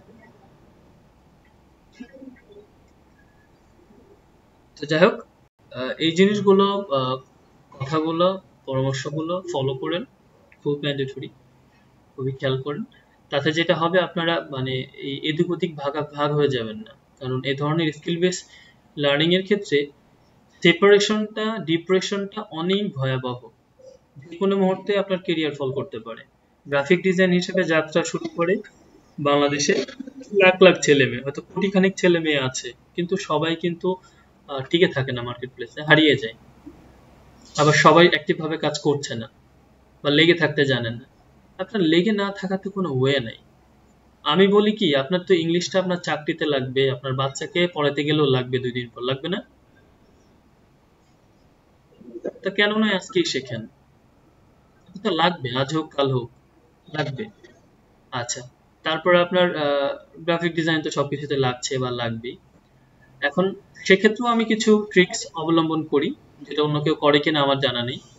আমি আপনাদেরকে ফ্রিল্যান্সারে যখন মার্কেট প্লেসে অ্যাকাউন্ট করাই, তখন কিন্তু বলছিলাম যে আপনারা কন্টেস্ট করবেন। কন্টেস্ট করলে কি হবে, ওই যে কন্টেস্টের ডিজাইনটা যদি ভালো হয়, সেটা আপনার রিসোর্স হিসেবে আপনার কাছে থাকবে। পরে ওইটাকে আপনি ফাইবার আপলোড দিতে পারবেন, আপওয়ার্কে আপলোড দিতে পারবেন, ক্লায়েন্ট চাইলে তাকে দেখাইতে পারবেন। সো এটা একটা ভালো বেনিফিট না? যেখানে বাইরের দেশের ট্রেনাররা আপনাকে ডিরেক্টলি বলে যে আপনি প্রথম 3 মাস, 6 মাস, 1 বছর ফ্রি কাজ করে দেন, ফ্রি কাজ করেন, যে কাজ পান সে কাজ ফ্রি করে দেন, কপি করেন। এই সেখানে আমি আপনাদেরকে কিন্তু এমন একটা ওর কথা বললাম যেটা আপনার ক্রিয়ারে কাজে লাগছে, ডিজাইনে কাজে লাগছে, এবং ওইটাতে টাকাও ইনকাম হতে পারে। সো এই শর্ট ওয়ে গুলা মানে ফলো করে কিন্তু ওই যে গত ব্যাচের ছেলে মেয়েরা এত ভালো করছে, সত্য করে যেটা।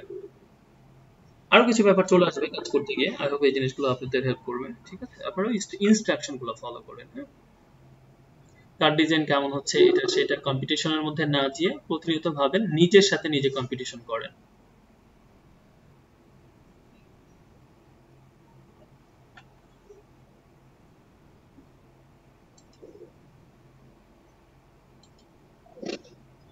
আচ্ছা, অনেক কথা বলে ফেললাম, কেউ আর বিরক্ত হন না তো?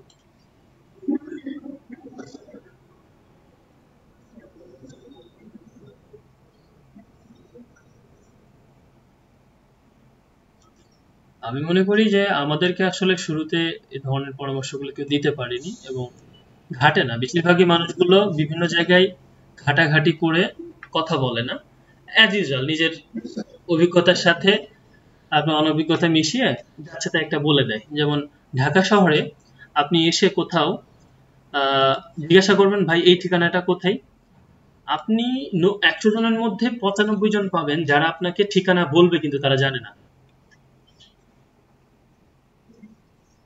এটাকে ফেস করছেন? মানে জিজ্ঞাসা করলে সে নিজেকে ছোট করবে না, সে ঠিকানা চেনে না, ঢাকায় থাকা তো ঠিকানা চেনে না, এই জন্য সে আপনাকে বলবে ভাই ওই দিকে, ভাই এই দিকে। একটা ছোট্ট গলিতে আমি নতুন এরিয়াতে গেলে আমি 1000 বার আমাকে ঘুরতে হয় এই ছোট্ট একটা কারণে, শেষে বাধ্য হয়ে রিক্সাওয়ালা, সিএনজি, পুলিশ এই তিনজনকে জিজ্ঞাসা করলে মোটামুটি কাছাকাছি অ্যান্সার পাই বা সঠিক অ্যান্সার পাই, আর বাদ বাকি সব ভুলভাল বলে দেয়।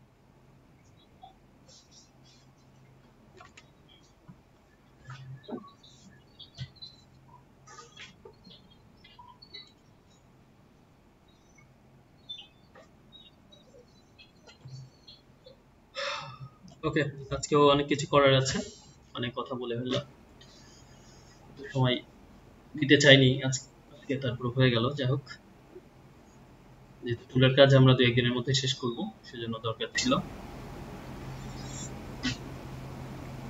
আচ্ছা, গতদিন আমরা কি করছিলাম বলেন তো?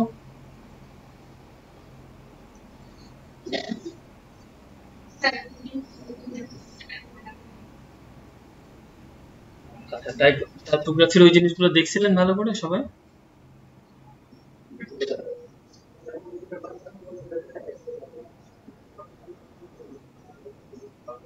হ্যাঁ, সেগুলোতে আমরা অবশ্যই যাব, মনে আছে, ওটাই দেখা যাব। কিন্তু তার আগে জিনিসগুলো যখন জিজ্ঞাসা করি কারো কারো মাথায় আগের জিনিসগুলো আসবে, তখন আপনার জন্য একটু সুবিধা হবে। ওকে, তো আমরা টাইপোগ্রাফির আর একটা বিষয় একটু দেখি, সেটা হচ্ছে গতদিনের আমরা আপনাদেরকে বলছিলাম, কিন্তু ওই যে আমরা যখন একটা প্যারাগ্রাফ এভাবে নিই সেটা কি হয়, এটাকে একটু ছোট করলে ভালো হবে একটু। আচ্ছা দেখেন, আমি যদি হোল জিনিসটাকে এভাবে টেনে ছেড়ে দিই তাহলে হোল জিনিসটাতে আমরা আমাদের টেক্সট গুলো পাবো, তাই তো? এবং আমি গতদিন দেখিয়েছিলাম, তারপর আমি রিপিট করছি কারণ এই জিনিসগুলো লাগবে। তো এটা যদি আমি এভাবে ছোট করি তাহলে আমি কলাম করি, ধরেন এটা রো আকারে ছিল, এখন কলাম করতে যাই, আমার কলাম হয়েছে, কিন্তু আমার টেক্সট গুলো এই জায়গায় এসে আমাকে একটা চিহ্ন দেখাচ্ছে। এই যে চিহ্নটা দেখেন, সবাই দেখছেন?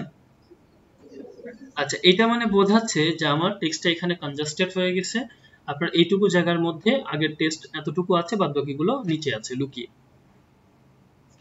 তো তাহলে আমি একটা পেজের মধ্যে খুব সহজেই এখানে ক্লিক করে, এই পাথে ক্লিক করে, এই যে দেখেন টেক্সটটা শো করছে না, আমি এখানে চাইলে 2টা বা 3টা কলাম বানিয়ে ফেলতে পারি। এই যে আরো আছে, আরো টেক্সট আছে, দেখছেন? তাহলে আবার ক্লিক করলাম এবং আমি এখানে কলাম বানিয়ে ফেললাম। আচ্ছা, এটা হয়নি আমার, ক্লিকটা ভালো করে করতে হবে। কি হলো? আচ্ছা, ক্লিক তখনই বুঝবেন হয়েছে যখন আপনার লেখাটা এই যে আপনার ইয়েতে আসবে, কার্সারে এখন আসছে, এখন হবে। আচ্ছা, আরো আছে আরেকটু, আমরা ওইটা নিচ্ছি না। তো এটা বড় ছোট করতে পারবো, সমস্যা নেই। এটাকে আমি আর একটু বড় করে দিই, এটাকে আর একটু বড় করে দিই, তাহলে ওই যে টেক্সট গুলো ছিল না, এখন সেটা এখন আর নাই, দেখছেন খেয়াল করে? এটা কি হলো, আমরা একটা পেজের মধ্যে আসলে 3টা কলাম করে ফেললাম, যেটা একটা প্যারাগ্রাফের মধ্যে ছিল। তো আপনি কলাম করতে চাইলে এভাবে করতে পারবেন, এবং সবচেয়ে বড় বিষয়টা হচ্ছে এই জিনিসটা কিন্তু লিঙ্ক করা একটা আরেকটার সাথে, এই লিঙ্কটা আপনাকে বুঝিয়ে দিচ্ছে। আপনার এখানে যদি কোনো একটা পেজ থাকে, আপনি ওই পেজটা বাদ দিয়ে পরের পেজে যে ক্লিক করে লিঙ্ক করেন, তাহলেও কিন্তু এখানে যদি চেঞ্জ করেন এখানে চেঞ্জ হয়ে যাবে। যেমন আমি এখানে যদি এখন এটাকে ছোট করে, তাহলে আমার এই টেক্সট গুলো বেড়ে গিয়ে এই জায়গাতে লাল চিহ্নটা আবার চলে আসবে, এটা বোঝাচ্ছে আমার এক্সট্রা টেক্সট এখনো আছে, বুঝছেন? এবং আমি যদি এটা বাড়িয়ে দিই তাহলে আমার এই জায়গাটা এখন বড় হয়ে যাবে, টেক্সট বেড়ে যাবে, এবং এখানে এই জিনিসটা আস্তে আস্তে ঠিক হয়ে যাবে। দেখ, এই যে, তো এটা একটা বিষয় আমরা দেখলাম। টাইপোগ্রাফির আমরা শেপের বিষয়টা কতদিন দেখেছিলাম, আমার যদিও মনে আছে, বাট আমার কাছে মনে হচ্ছে যে আপনাদেরকে আর একটু দেখাইলে মনে হয় আপনারা জিনিসগুলো পরবর্তীতে ভয় কম পাবেন, কারণ আপনার শেপ আর টেক্সট নিয়ে এখানে প্রচুর কাজ করতে হবে। আমি র্যান্ডমলি কিছু একটা আঁকছি।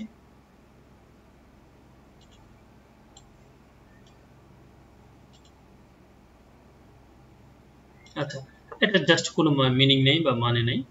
এখন এটা আপনার হচ্ছে একটা শেপ, এখানে আপনার বলা আছে কি এরিয়া টাইপ টুল। এরিয়া মানে কি, একটা এরিয়ার মধ্যে আপনার লেখাটা থাকবে, ওই যে বলা আছে। আপনি জাস্ট এখানে যদি এটাকে সিলেক্ট করে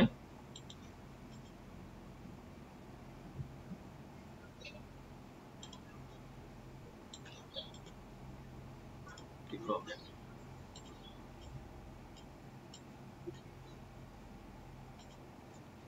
আচ্ছা এটাকে সিলেক্ট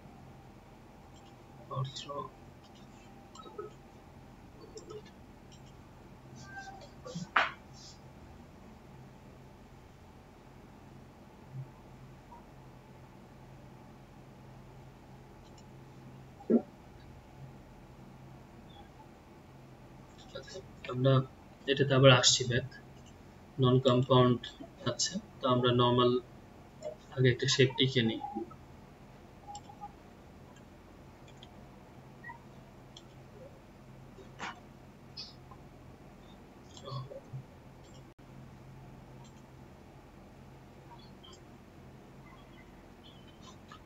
ক্লিক করলাম, আচ্ছা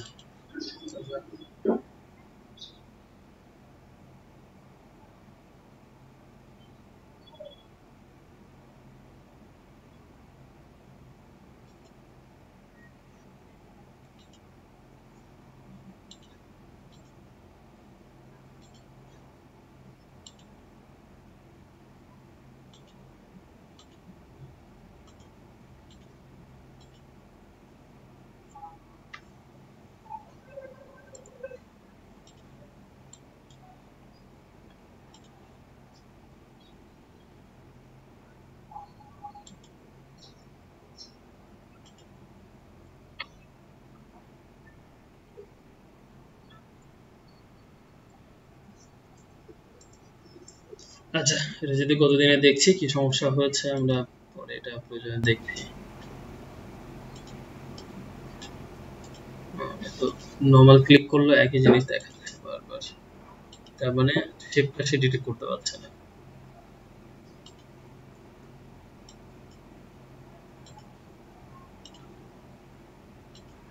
ওকে ঠিক আছে, তো এখন ঠিক আছে, একটু হয়তো পিসিতে ঝামেলা করছিল। তো আমরা যে কোনো ধরনের কিছু ধরেন আঁকছি,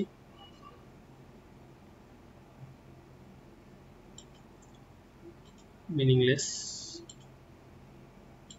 শুধুমাত্র এটা বোঝানোর জন্য যে আমাদের এখানে এরিয়া টাইপ টুলটা যে কোনো আপনি এসে এসে জাস্ট এই পাথে ক্লিক করে দিবেন। হ্যাঁ, তাহলে দেখেন আপনার এই লেখাটা ওরকম হচ্ছে না শেপের মতো।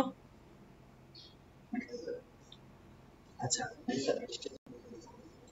এরপরে সবচেয়ে বেশি যেটা দরকার হবে বিভিন্ন ইনভাইটেশন হ্যান ত্যান এগুলা ড্র করতে গিয়ে, সেটা হচ্ছে আমাদের এইটা আমি গতদিনও দেখিয়েছিলাম, আরেকবার দেখাচ্ছি আরেকটা কারণে যে এটার কাজ আছে। তো এটা কি করবেন, এটা হচ্ছে টাইপ অন এ পাথ টুল, পাথের উপরে টাইপ করা। এটা যদি দেখেন এরিয়ার ভিতরে টাইপ করা, তো যে কোনো একটা ক্লিক করবেন, ক্লিক করার পর এখানে কিছু জিনিস দেখতে হবে, তাই আমরা এটাকে নিয়ে আসছি। তো এটা আমি ডিলিট করে দিচ্ছি। এখন দেখেন আমি একটু জুম করি এটাকে, আমি যখন এটাতে ক্লিক করছি আবার এখানে একটা হ্যান্ডেল, এটা হচ্ছে আপনার একটা হ্যান্ডেল এবং এটা একটা, হ্যাঁ, তো এটাকে আমরা হচ্ছে ইন পয়েন্ট এবং হচ্ছে ফার্স্ট পয়েন্ট বা স্টার্ট পয়েন্ট যদি ধরি একটা লেখার, এইটাকে যদি টেনে ধরি, এই যে ভালো করে দেখেন, ভালো করে এই যে আমি যখন এটা নিচ্ছি তখন একটা অ্যারো চিহ্ন আসছে, খেয়াল করছেন? আবার যখন সরিয়ে নিচ্ছি কোনো অ্যারো নাই, এটা খেয়াল করবেন। অ্যারো চিহ্ন না আসা পর্যন্ত কোনো কাজ করবেন না। তো অ্যারো চিহ্নটা ধরে যদি টান দেন, সেটা কি করছে, সরে যাচ্ছে না? আচ্ছা, কিন্তু এইটার শুরু এখানে, শেষ ছিল এখানে, কিন্তু এর বাইরে যখনই নিয়ে যাবেন তখন কি হবে, সে লেখাগুলো হারিয়ে যাবে, তাই তো? আবার যদি আমরা এটাকে ধরি টান দিই, এখানেও তাই হবে, আমরা এই লেখাগুলো হারিয়ে গেছে। এবং আমি এটা ধরে টান দিয়ে যদি, সে কিন্তু আবার ফেরত আসবে, এই যে লেখাগুলো আস্তে আস্তে ফেরত আসছে, এটা মাথায় রাখেন। এবং ফেরত আসছে, আর এই যে মিডল পয়েন্ট, এটা ধরে আমরা যেটা করতে পারি, দুই দিকেই যাইতে পারি, বড় ছোট কিছু হবে না। এবং সবচেয়ে মজার বিষয় হচ্ছে এটা টেনে আপনি নিচে নেন, তাহলে সে নিচে চলে আসবে। ক্লিয়ার? আচ্ছা, এইটা কিন্তু যত সহজে বুঝেছেন কাজ করতে গিয়ে এত সহজ হবে না, কারণ এটা এই ধরতে ঘুরাইতে আপনার পাগল হয়ে যাবেন অনেকে।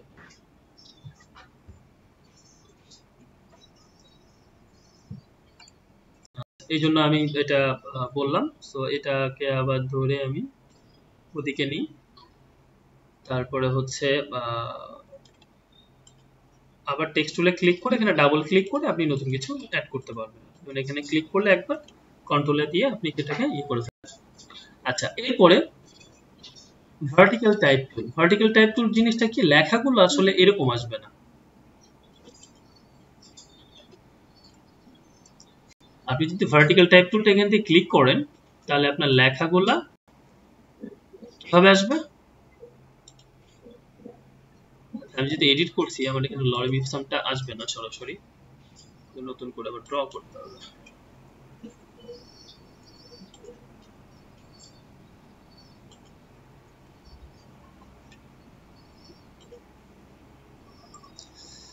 তাহলে এটা আমার আছে। এখন ভার্টিক্যাল টাইপ টুলটা আমি এখানে ক্লিক করে দেন, দেখেন পাথের উপর ক্লিক করলে সে পাথের উপরে একটা একটা ওয়ার্ড এভাবে আসবে।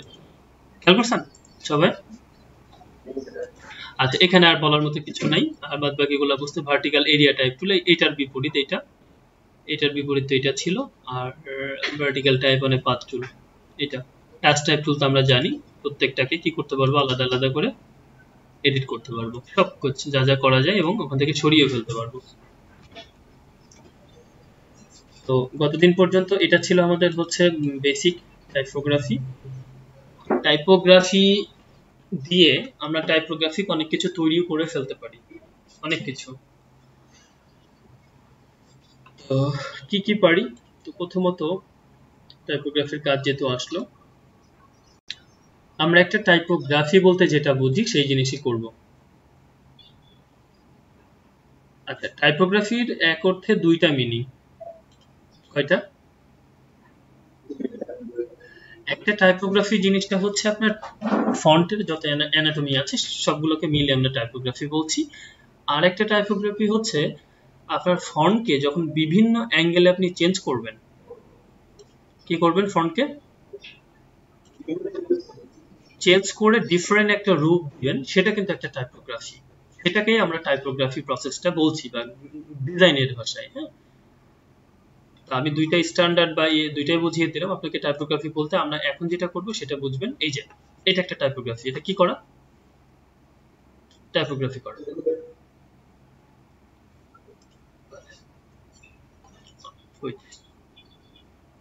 তো এটা করার জন্য আমরা প্রথমত একটা প্রবাদ নিয়ে আসি।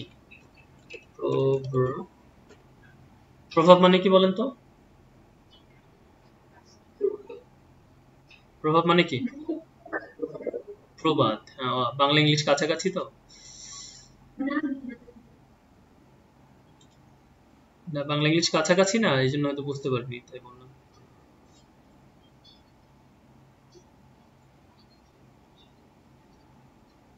আরেকটা আছে বচন।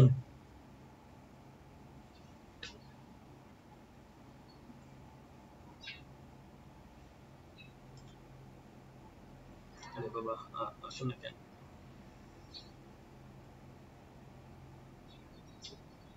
এখানে আছে, আছে আছে। No news is good news. আমি একটু বড় লাইন নিব, কারণ আমাদের এই ছোটটাতে চলবে না।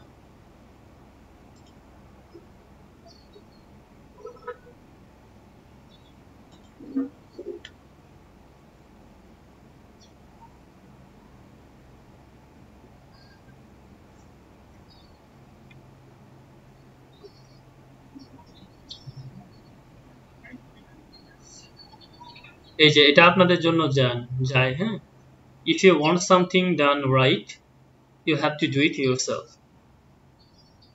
তাহলে এটাকে গ্রাফিক ডিজাইনার হিসেবে চেঞ্জ করলে কি বলা যায়, if you want to be a successful designer you have to practice it yourself or do it yourself, তাই তো? আমরা ওইটা নিতে পারি বা এইটা নিতে পারি, নেই যে কোনো একটা। গায়ক না গায়িকা? কোনটা?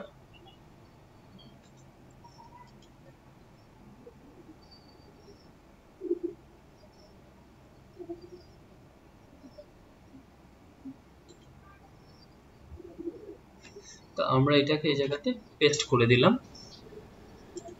দেওয়ার পরে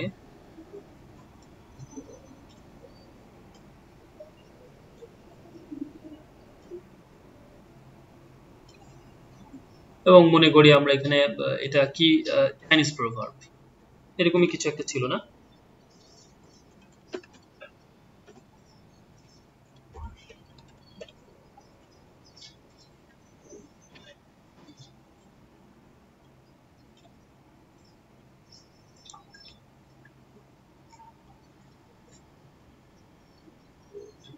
আচ্ছা, এটা ঠিক নাই, এটাকে একটু চেঞ্জ করি আমরা।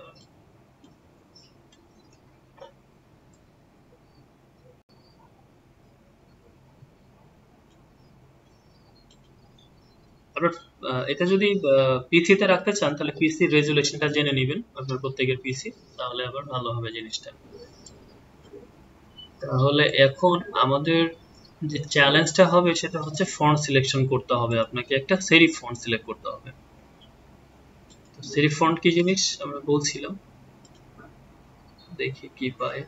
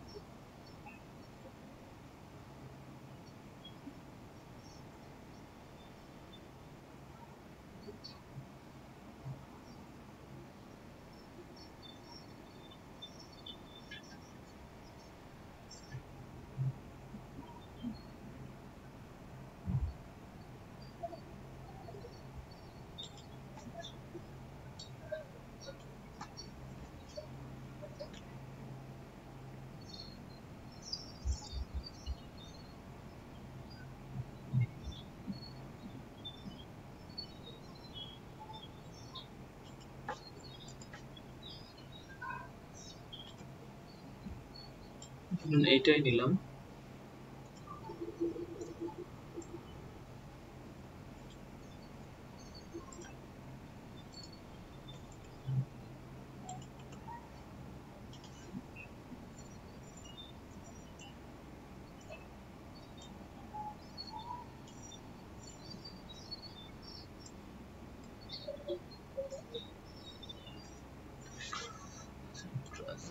ঠিক আছে,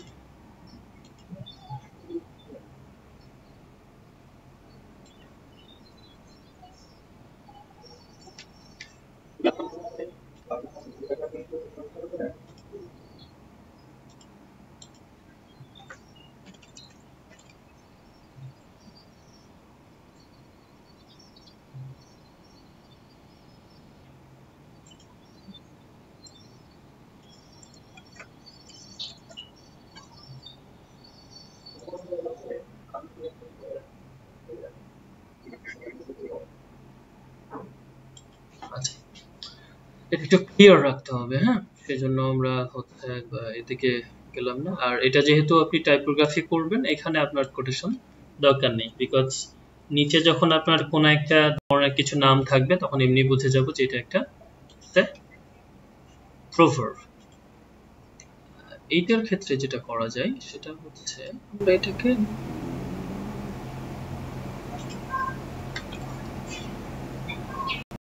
নরমাল একটা ইয়েতে because it won't be changed, এটাকে চেঞ্জ হবে না। মেন টাইপোগ্রাফির কাজটা হবে তাহাদের নিয়া। ওকে, তো আমি শুধুমাত্র বড় না করলেও পারতাম, বড় করলাম আপনারা যেন দেখতে পারেন সেজন্য।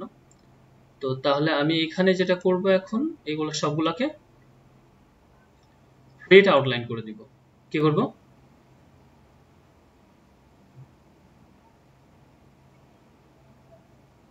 হ্যালো, আছেন আপনারা? হ্যালো,